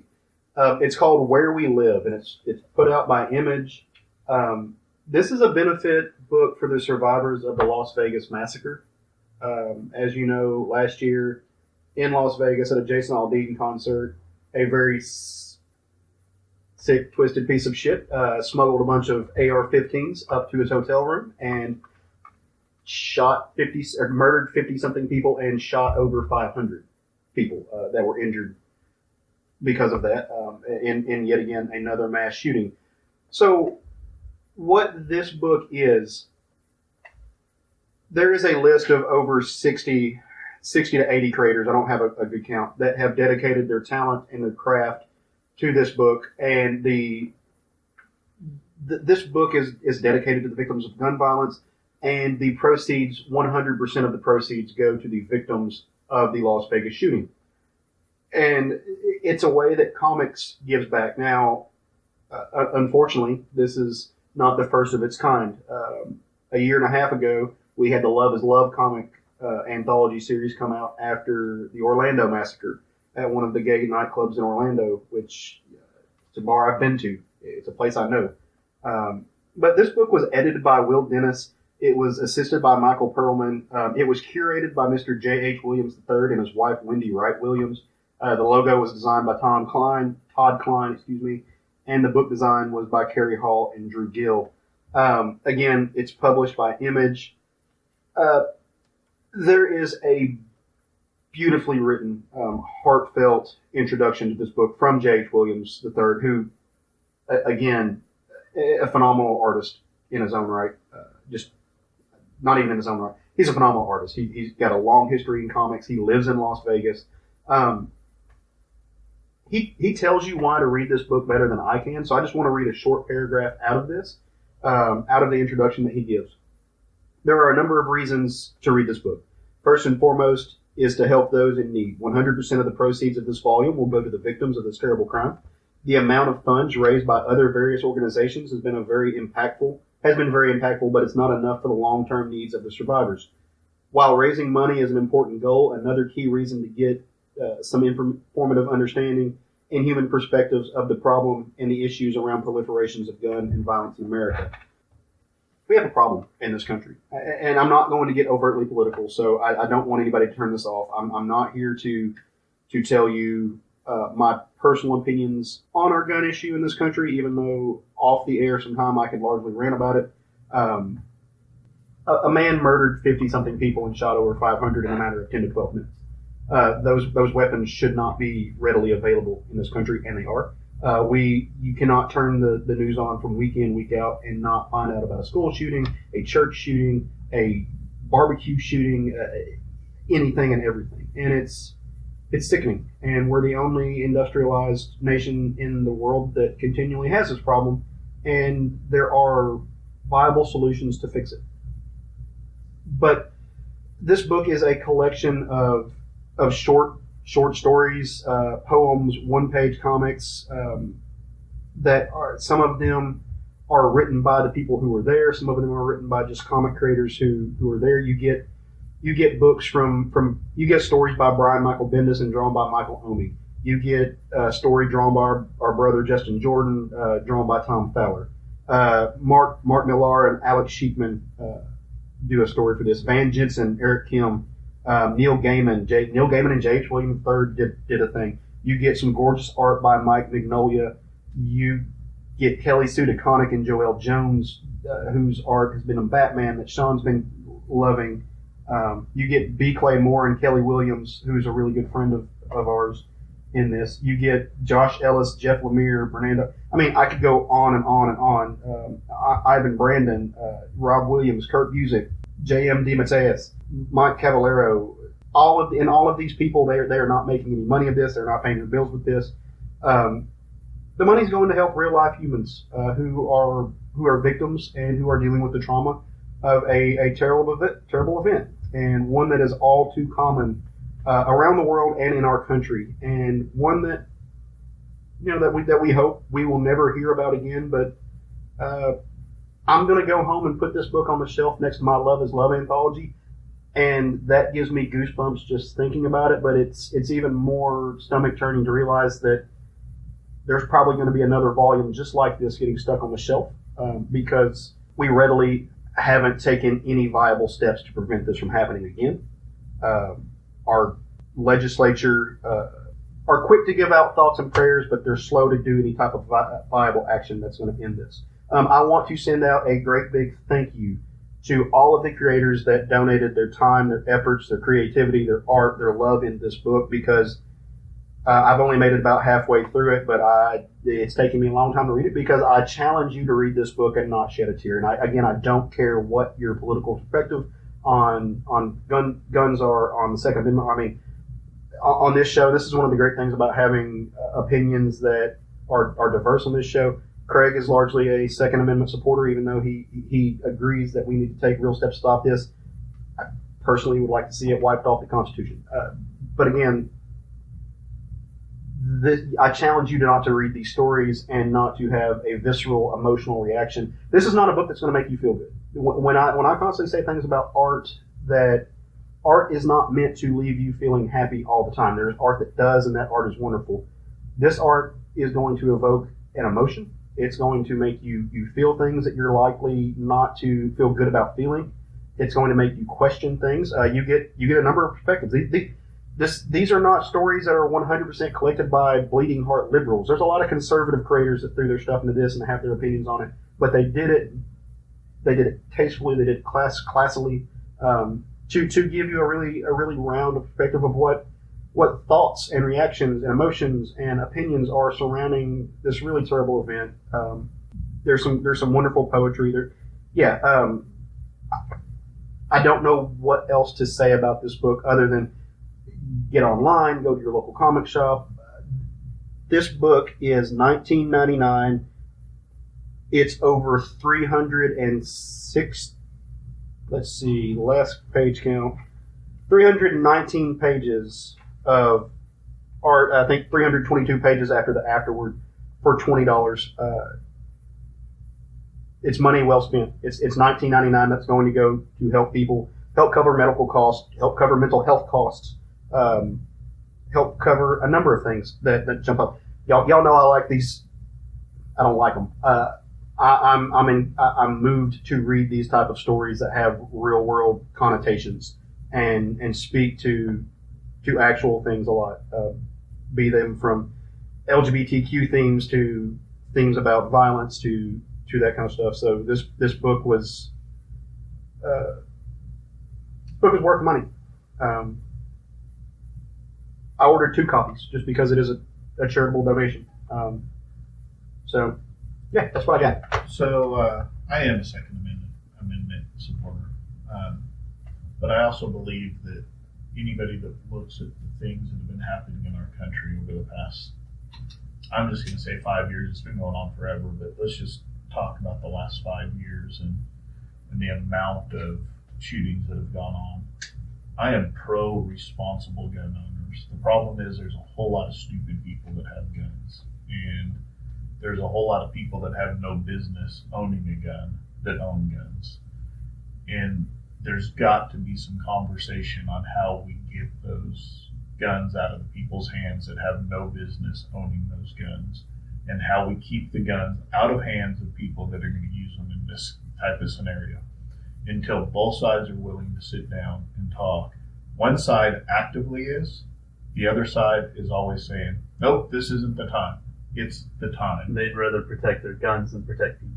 It's the time to talk about it. It's the time right now. There's never been a better time to talk about it. Let's find some sensible solutions to this. You're not protecting yourself from a tyrannical government. Get over that. That was the reason it was originally written. You are not going to be able to protect yourself from our government if they choose to turn on you. Get that out of your head, because it's just not a real thing. This book, and the Love is Love book, I hope we never have to see another one of them again. As Caleb said, the likelihood is we're going to, because we every time this happens, we do nothing to change anything in this country. We continue on down the same damn path we've been on for 200 years. The world's changed since the Constitution was written, and things change. It's time to have conversations and to come up with something new. Yeah. So, and I did not mean for this to become a little black cloud over this episode of the podcast. We've had a lot of fun, but this did just come out. It had to be talked about. But it's real, and that's what we're not just to talk about fantasies and the escapism of comics. Sometimes that kind of creative medium can be brought for real issues. No, at the end of the day, this is comic creators giving back. This is comics. This thing that we love. This art form. This style of literature. This is it having a real impact on the world and the real impact of real lives of real people. And even if this was not necessarily something that would go to benefit gun violence, I love to see when comic creators go into children's hospitals and they do when and I'm going blank because I wasn't actually thinking about this, but when the kid who plays Spider-Man, when that guy goes into a children's hospital in a Spider-Man outfit and just makes these kids' day, when football players and NFL teams go to nursing homes and just chat, things that we love giving back to the community. You guys know I'm really big with the van. Whenever I find people that are willing to like have real conversations and go out and speak to people who live outside, just to give them that moment of I don't have to think about how bad my life is right now. That stuff means a lot to me. So again, order this book. Go buy it. Well, you list great. 5 or 6 people's names in that book that we personally know that are good people that have donated their time and their energy to that book, all to help victims. Every penny of it. I'm assuming that I don't know if Image is eating the price of the publishing and printing or not. I would assume they are, since the creators ate their price. I would say at least 90% of it's going directly to the victims of this tragedy, and support people where you can. This is a way you can support this tragedy without We know some of the other people that take donations for this sort of thing. Without naming names, they tend to keep a good portion of the money that's donated and pay their people that run at extravagant salaries. Yeah.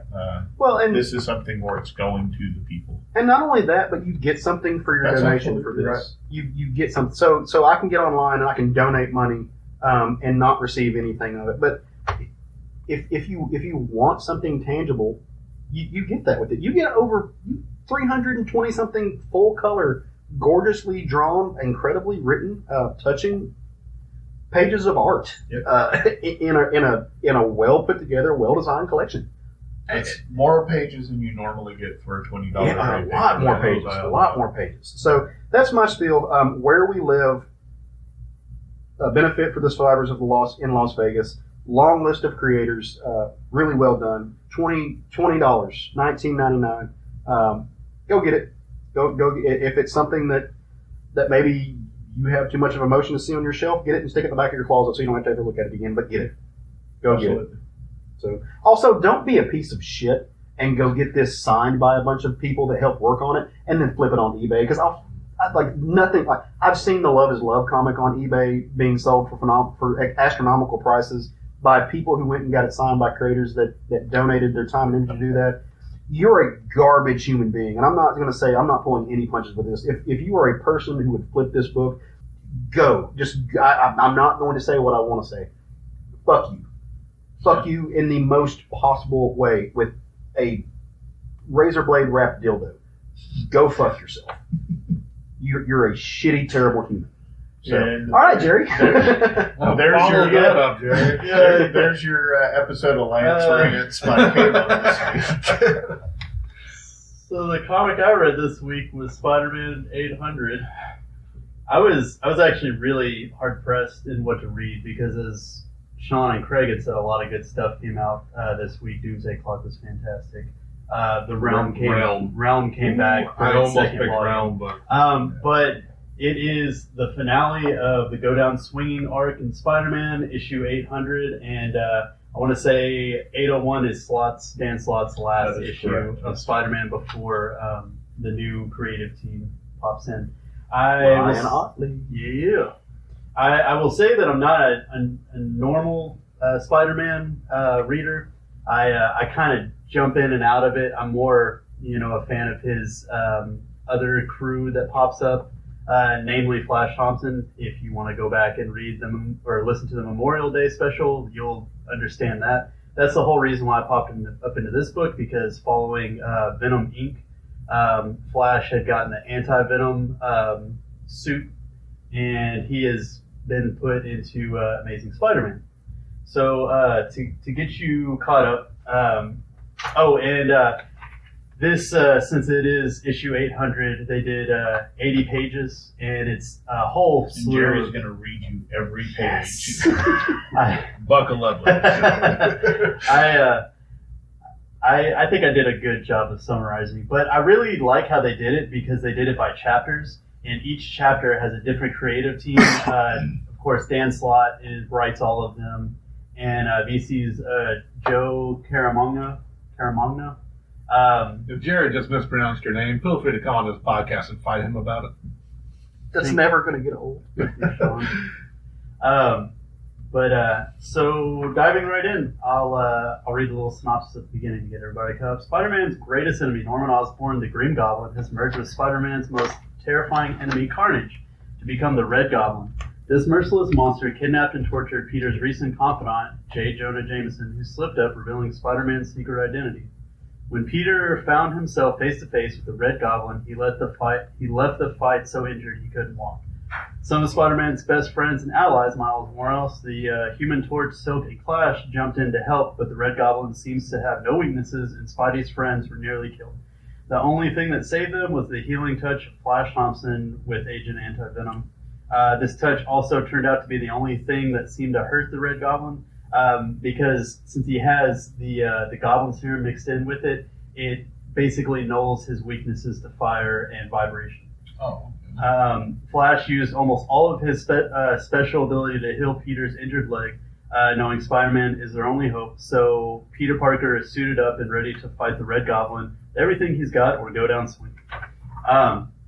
And I will say, like, it's kind of interesting to see, like, the whole dynamic with this team, and Flash is like the healer, and he's like, shit, stop dying. And he came in to help the rest of the team and was trying to heal people while, you know, the big boss, the Red Goblin, just fucking wailed on him and fucked him up really bad. Like, the anti-venom serum is basically leaking off of him. So, luckily, these are written down delusions, 9.5 page article that I wrote last night. So while he's putting the paper together, Jerry got drunk last night and then wrote this. I got productive as fuck. So I'm gonna go ahead and assume, like, 4 or 5 pages into this, it's gonna get pretty bad, and my handwriting is atrocious. So bear with me, folks. It's okay. I read the book too, so I can jump in and help out. Just jump in. Another thing they didn't mention at the thing at the beginning was Norman was there attacking Harry and his family because they were trying to get the fuck out of Dodge.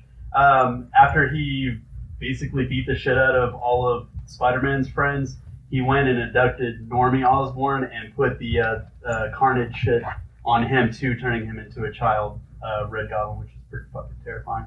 So, luckily, thanks to Flash and Anti-Venom, Flash, Silk, Miles Morales, and Johnny Storm are okay. He even managed to heal Peter's leg, but it drained a lot of the Anti-Venom out of him. Peter's going to go after Norman alone. Silk stops him to tell him J. Jonah Jameson can help, but after he revealed Pete's identity, Peter says that he's done enough already. He's basically fed up with his involvement in this whole situation. Flash wants to go, but Spider-Man orders him to stand down and look after the rest of the team. And Spider-Man actually gets the idea, like, oh shit, the anti-venom serum hurt Red Goblin, hurt Norman. So he gets this idea in his head to go get more of it. Spidey runs into Harry and Liz and finds out Norman took the grandson, Normie, which, if you have a psychotic killing father, why would you name your kid after him? Like, after all that's said and done, I can answer that. Yeah. Because Normie Osborn was created long before the Norman Osborn was I wasn't privy to that information. was as horrible as he was. So Spidey talks to the head of security for Alchemex, Raxton, and gets a lead on anti-venom that they've kind of sort of hidden away that they're not supposed to have. And then Harry and Liz, after Spidey leaves, Harry and Liz hatch a plan, and he sends his son Stanley off with his reunited mother, which I didn't know anything about that, but if you're married to someone like Norman Osborn, I could imagine that you would want to run away. Meanwhile, we shoot over to J. Jonah, and he's looking for ways to help Pete. He pulls out a gun, and he's like, what the fuck is this going to do, you know, against Norman? This is just ridiculous. So he's like, you know, what else can I do? Who else can I bring to help? So he pops in with the idea of like, oh, Venom, let me find Venom. He's like, but who could Venom be? And then he thinks of Eddie Brock, and he's like, surely it isn't Eddie Brock. Peter snuck under my nose with this Spider-Man persona for years, and then he finds out that, okay, it's Eddie Brock. He's even calling himself Mr. Sim now, and he runs his own like kind of information paper type thing. So he essentially calls him and blackmails him into going and helping Spider-Man in one way or another. I'd like to also add that this is before the new current volume of Venom. So that after... What's up? Well, I just want to address that when he called them, he goes, oh, how do you say your first name? Is it Bio? Yeah. Correcting the whole bit of... Taking a shot at that movie. Yeah. Shots fired. Yeah. So then we go over to Chapter 2, Too Many Targets. Spidey makes it to Alchemex, only to discover Norman has already been there and killed everyone and destroyed the anti-venom serum. And then he also left some surprises for him, which were in the shape of his new Carnage pumpkin bombs, which he can apparently speak through.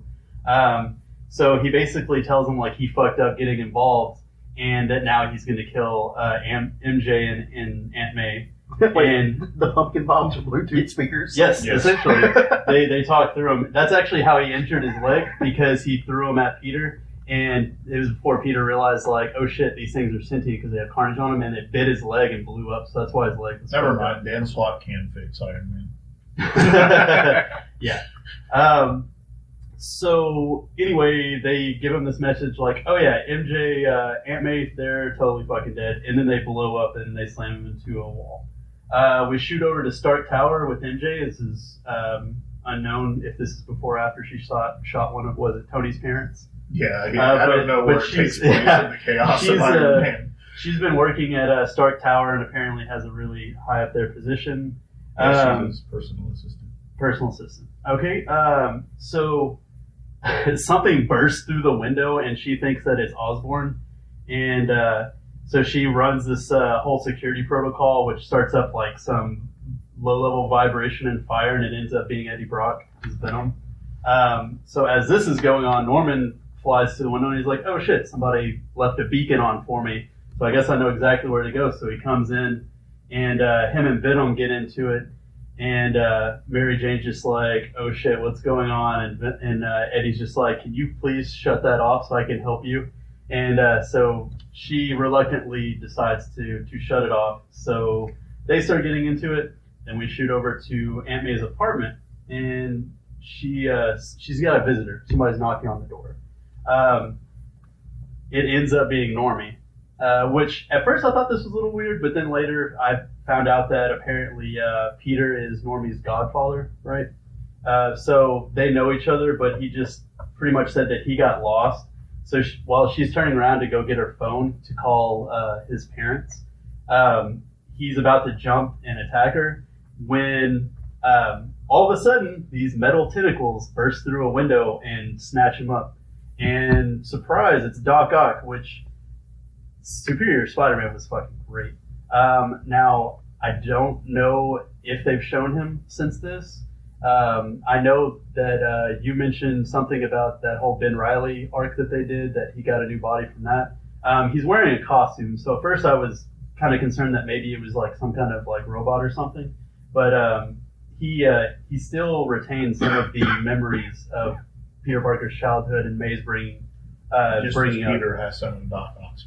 And so he's like vowed to protect Aunt May. And Also, to throw this out there, there was an issue years ago Mhm. where Doc Ock married Aunt May. Yeah, He's I always remember loved that. her. So So the interesting thing, he's actually got a costume on now, and it looks a lot like sort of Spider-Man-esque design, white, black, it's green, and he's got his old Doc Ock trench coat and the tentacles.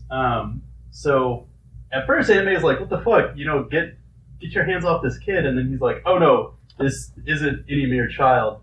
And that's when Normie transforms into a goblin child and goes to attack.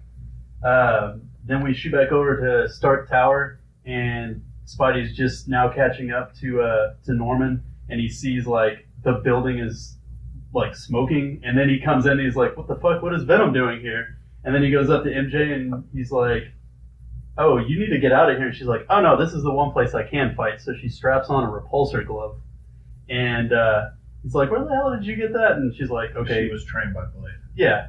Was she? and Leonardo da Vinci. Well, so MJ has also been Tony Stark's secretary or personal assistant, for the past year and a half.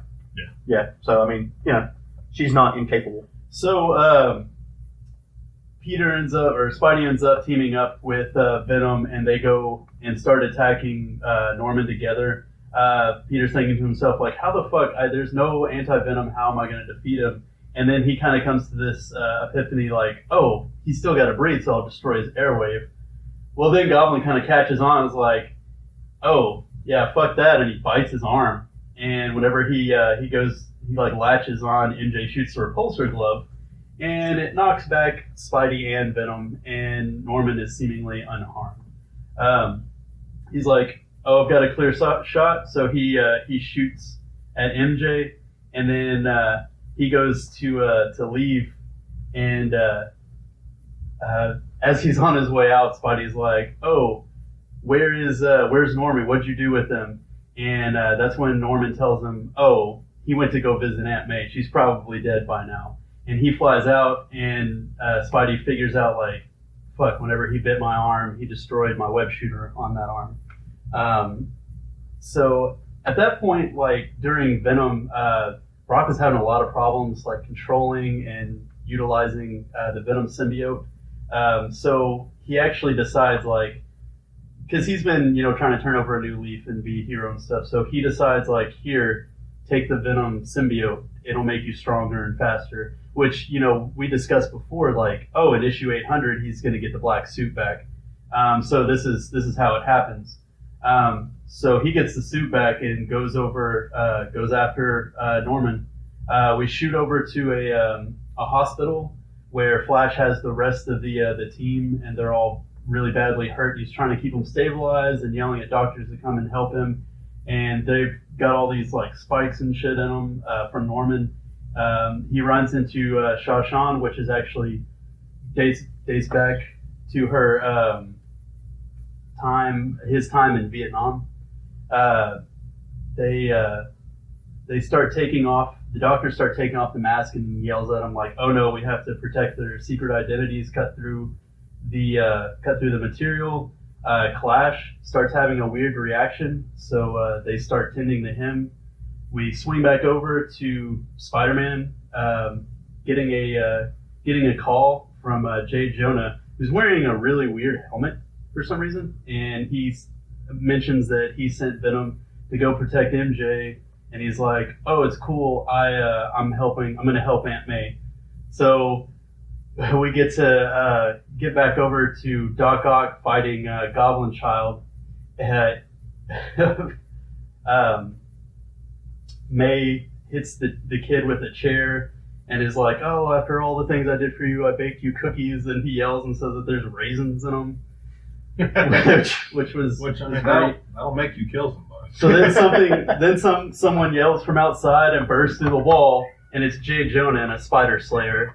Like, he's not in it, but he's controlling it remotely with the helmet that he was wearing. So he attacks Doc Ock and Goblin, not knowing that Doc Ock's there to help. At that point, Norman shows back up and just starts fucking everybody up, and he's looking at May, and he's essentially about to leave Peter a message. Pete gets there, passes them on the way, and he gets in and he sees Norman all busted up inside of the Spider Slayer. I thought you forgot you had notes for a minute. Well, I know, but the writing the notes down helped me Jerry writes remember all 5 this. pages of notes. Listen, dude, and I've goes read page this. by page. I've read this like 4 times. You've read now. this so much that the front Yeah. cover has your fingerprints just embedded into it. So whenever he gets to Maze, the bot is all fucked up, and Jonah's telling him that he's sorry it wasn't enough. Peter's pissed, so he smashes the head of it. Whenever he gets to May, it turns out Ock threw himself in front of the spikes before they hit May, and he took the blow. So then Peter is like, "Oh, yeah, I gotta find him," and he said he had business to handle. So it turns out that Norman was wanting to go after Alchemax, which Liz owns, and he's hatched this plan to use Normie to get control of the company, which it used to be Oscorp.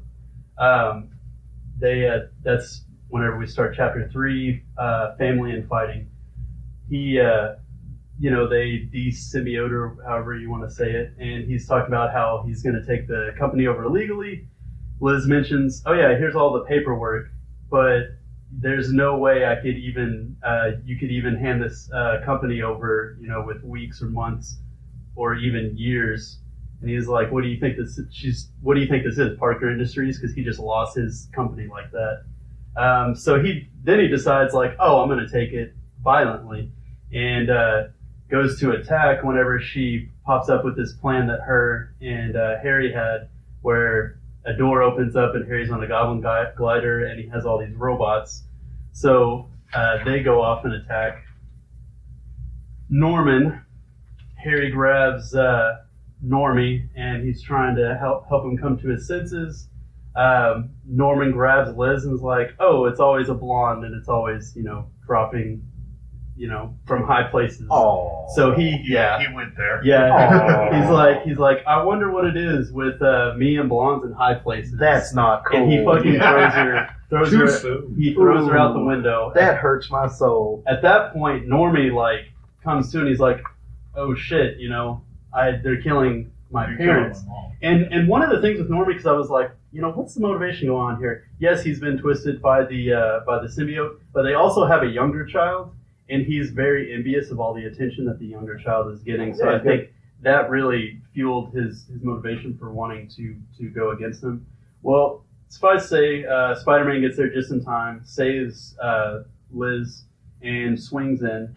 Then Normie goes to attack Osborn because he's like, "You just tried to kill my mom." Osborn's going to attack Normie, and of course Spider-Man stops him.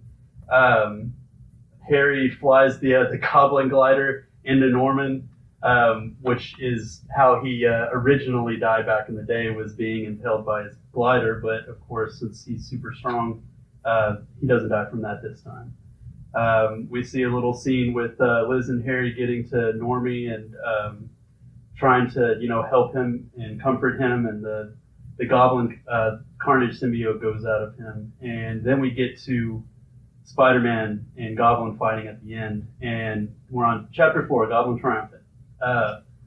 They're flying, and Spider's like, "Oh, this was your master stroke. You basically did nothing. You said you were going to kill everybody, and you barely even scratched him." And Norman reveals like, "Oh, you don't even know." So he reveals that what he's been doing this whole time, he's been shooting these needles into all of his friends and family, and it's been putting a virus in him that at the flick of a dime or drop of a dime, he could send right into their brain. And so he snaps his fingers, and nothing happens. He doesn't feel any of the anguish or pain at all from any of them. And he tries to figure out why. Well, then Flash comes in, and he's like, "Oh, something happened with Clash, and I found that. So then I just started tracing my the footsteps of Norman and all he's fought." Norman comes in, shoots his glider, capturing Spidey, and then he's pissed and he goes after Flash. Flash is destroying at this point, he's used the anti-venom serum so much on people that it's just in pieces. Like, you can see where he doesn't have his legs, and it's just his prosthetics, and he's barely holding it together. Norman attacks him, and he's burning away the Carnage symbiote from him, but he's wearing the Goblin costume underneath it. So he's like, the great thing about being Carnage Goblin hybrid is I still have all my old tech. So he starts beating the shit out of Flash with his electric gauntlets, and Pete freaks out, Venom's out, and destroys the Goblin glider, and rushes in and just punts the shit out of Norman, like, far away. Flash calms him down and tells him, you have to get to him, hurry up. And We're on page 20, people. seemingly looks like he passes away. Yeah, not It's- to be rude, but we're about 20 minutes in on this book. Just in general, what's the takeaway from this? Like, Flash by the end Thompson, of it, I where was do just we- getting to Flash Thompson dying. Oh, Yeah, okay. thanks for interrupting that. So anyway, we get through all of this. Goblin realizes that he could just kill anybody. It doesn't have to be someone close to him, and it would hurt Peter. They get into it. Peter's trying to save people. Peter convinces him that if he wins this fight, it'll be the Carnage symbiote and Cletus Cassidy that officially get the win, get the kill. So he rips the Carnage symbiote off. Peter lets the Venom symbiote go, and they fight mano a mano. They go at it for a while. Peter finally gets the upper hand, remembering all of his friends and family that taught him things, and then, remembers what Flash taught him, and with his sacrifice. And before he can, completely get him, he tries to pull the Carnage symbiote back, and Peter drops a flaming motorcycle on it and explodes it. It was trying to attach to Norman right at the last moment, so it basically fried his brain, almost made him brain dead. Jonah steps in to shoot Norman to finally end all this madness, and Peter jumps in the way of the bullet, saying, like, this is not how this story ends. At the end, we see Norman in an insane asylum, and he's laughing. He says he knows Peter's secret identity. Turns out he thinks that Spidey's secret identity is Norman Osborn, and he's Cletus Cassidy.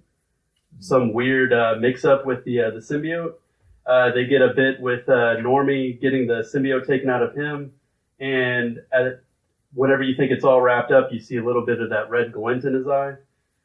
Then it wraps up with the funeral of Flash Thompson and a eulogy by Peter, which was really fucking heartfelt in my book.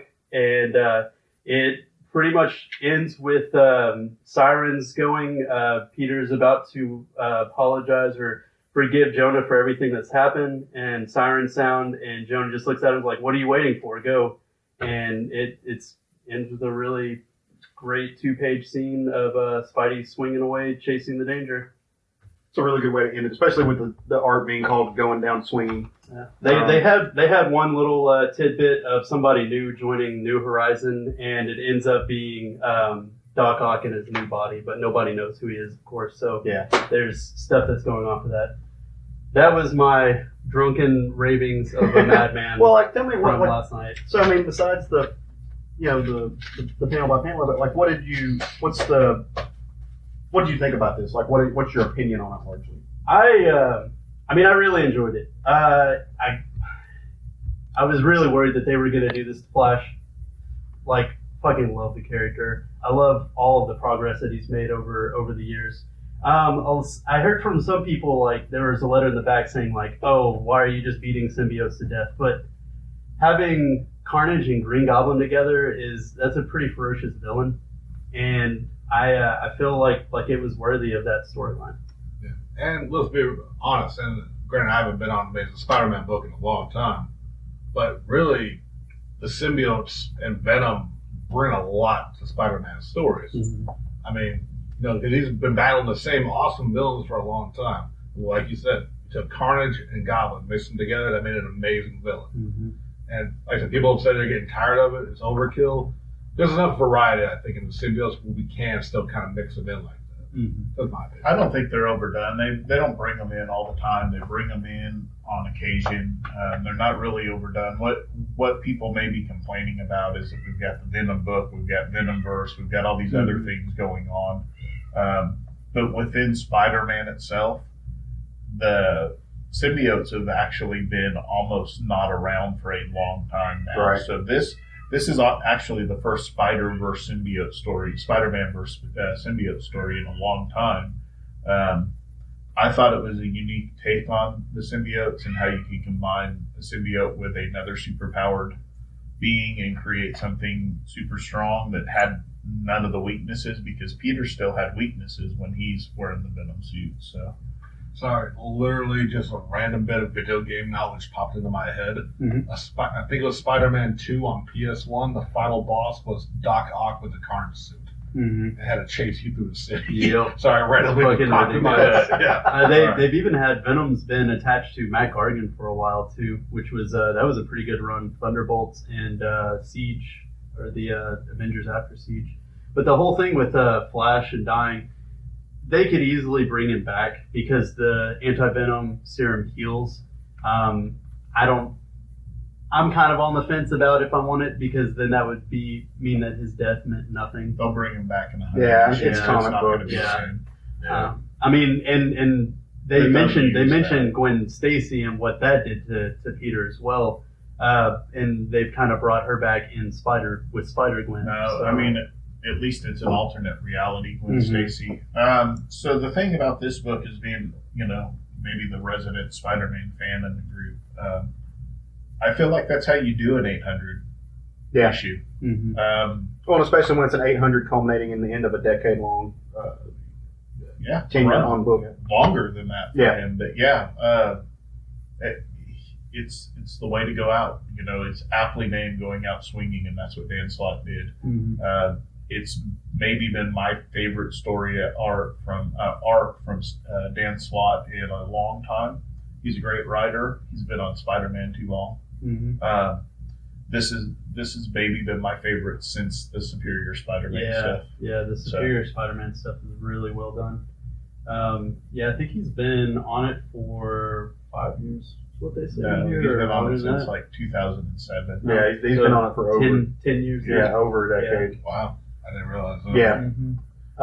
And the past few issues have gone over very well, but until that, there was a long time, and a lot of longtime Spider-Man fans were getting very stale. Let's call it stale. Yeah. I was buying it, not reading every Right. story arc. I would see what the story arc was about and read it because he had turned Spider-Man into Tony Stark basically. So I have a question about this though, and it's kind of in conjunction with the art. When did they turn Aunt May in this to Aunt May from the movies? They did. she's still super old. Yeah. But she looks so much younger than that. Like she doesn't have any if she's It's still Marvel, super they old. do that, but She's gotten Botox. She ain't got no wrinkles. There's not a liver spot to be seen. They turned her to Ann Mill. Yeah, so, I mean, she definitely is not Marissa Tomei in this, but she still looks like a lot younger. Marvel has an issue of trying to make their comic characters look more like the movie characters over time. They do. Yeah. So, there's a little bit of that going on probably, but I still feel like it's more Aunt May and less Marissa Tomei. So, Okay. Again, I thought it was a great wrap up. I thought the artwork was good. There was one little spot when they first showed Spider-Man in the black suit where his eyes just didn't look And they quite did it right. a few times. And that was Roberto Ramos that was doing the art at that it was point. really weird. It looked like his eyes were like hovering above his Yeah. head. Yeah, little strange. which is really weird because Ramos does a very good Spider-Man, but they tried to show him more Venom-like, I think, because he was kind of enraged at that moment. Right. So, overall, exaggerating. just a fantastic book. It was a way to go out. No Okay. complaints on my end from it. Now we're getting Spencer and Otley. Now we're getting Spencer and Otley. The big thing there is Otley for me. Dan Slott's going to Iron Man. Well, Clean up Bendis. Wonderful ending. Well, all right. Well, this is the portion to where we take a moment to kind of get ahead of ourselves. There were some great books that came out last week, but there's a lot more coming out next week. So why don't we talk about what we're excited about to see hitting the shelves this Wednesday? On my end, they've got a lot of Marvel #1s coming out that are going to be. Do not read all the novels. I'm not. The one I'm most excited about though is Ant-Man and Wasp. It's going to have Mark Waid and Jay Gargarin on it. I'm hyped enough about the movie, so I will totally take a Mark Waid Ant-Man and Wasp comic. Last issue of Dr. Star also comes out this week as well, so things to look forward to. To no surprise to anyone, Batman #48 comes out Wednesday. New story arc called The Best Man. Stuff going on still involved. Mr. Gold, isn't it? Yeah, so he's now the best man of their wedding.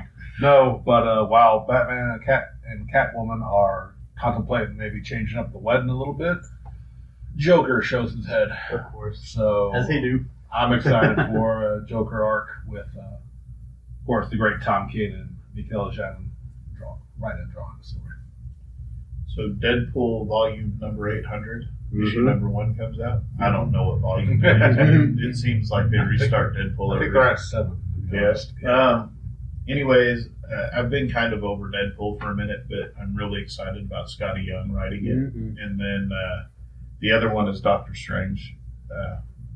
Volume 6. Volume 6. Doctor Strange is starting over, which I have like a love-hate with Doctor Strange. Like I want to love Doctor Strange, but the books have never like kept me entertained. Never lived up to it. They just haven't for me. Now I know that some people, but Mark Waid's writing them, so I'm looking forward to that. Quick question. I'm very familiar with Scotty Young's art. I love it. Mhm. Have you read any of his writing before? Yeah. Yes. He wrote I Rocket, Hate right? Fairyland. Yeah. And he did Rocket Raccoon. Okay, But he's so doing I Hate Fairyland, and if he does Deadpool in that same kind of style, I think it's going to be amazing. Yeah. I absolutely I had a agree. question about I've really known him as an artist. I didn't realize he was writing I Hate Fairyland. Most, not all, most of the stuff that you've seen as art on, he's also written. Yeah, He not does- all, but I might he be does checking out. covers. I might check that Deadpool out. And the books that I'm going to get ahead of myself and look forward to, we are getting, we are getting Justice League #1. It's Volume 4, #1. It's going to be written by Scott Snyder and Jim Chung. Jim Chung being inked by Mark Morales, which is huge. That team up is insane. And the other book is, let me scroll down to where my Marvel stuff is. Here we go. I'm right here. We are getting, I'm going to cut this out. The Immortal Hulk #1. It's by Alex Ross is doing the cover of this. Al Ewing and Joe Bennett are drawing this. We're taking the Hulk back to his horror roots, and I'm really, really excited about that. The Hulk works really well as that kind of scary character. So I think I'm excited. Awesome. So, well, Yeah, guys, Mr. Right. yeah. Do we have any? Right. That's and the Frankenstein's monster. Do we have any last minute business we need to cover up and let go? Good. All right. Well, you're going to hear something different at the end of this episode than what normally we have our closeout music.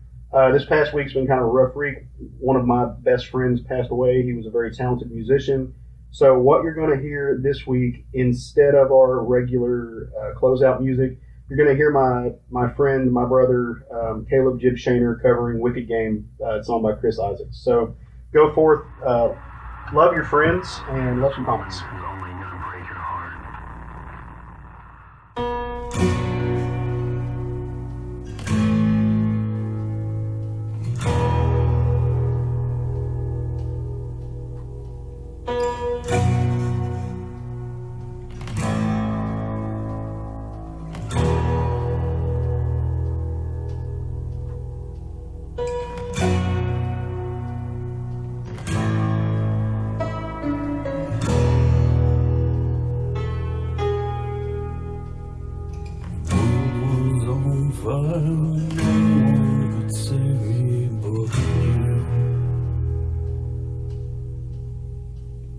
Strange what desire only foolish people do.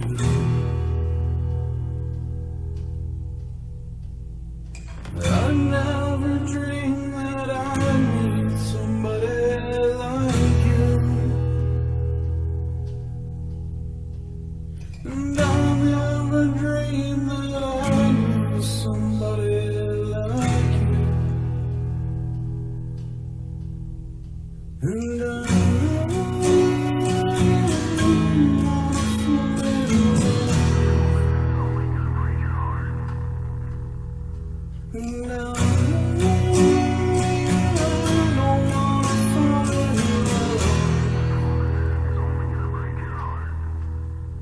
with you.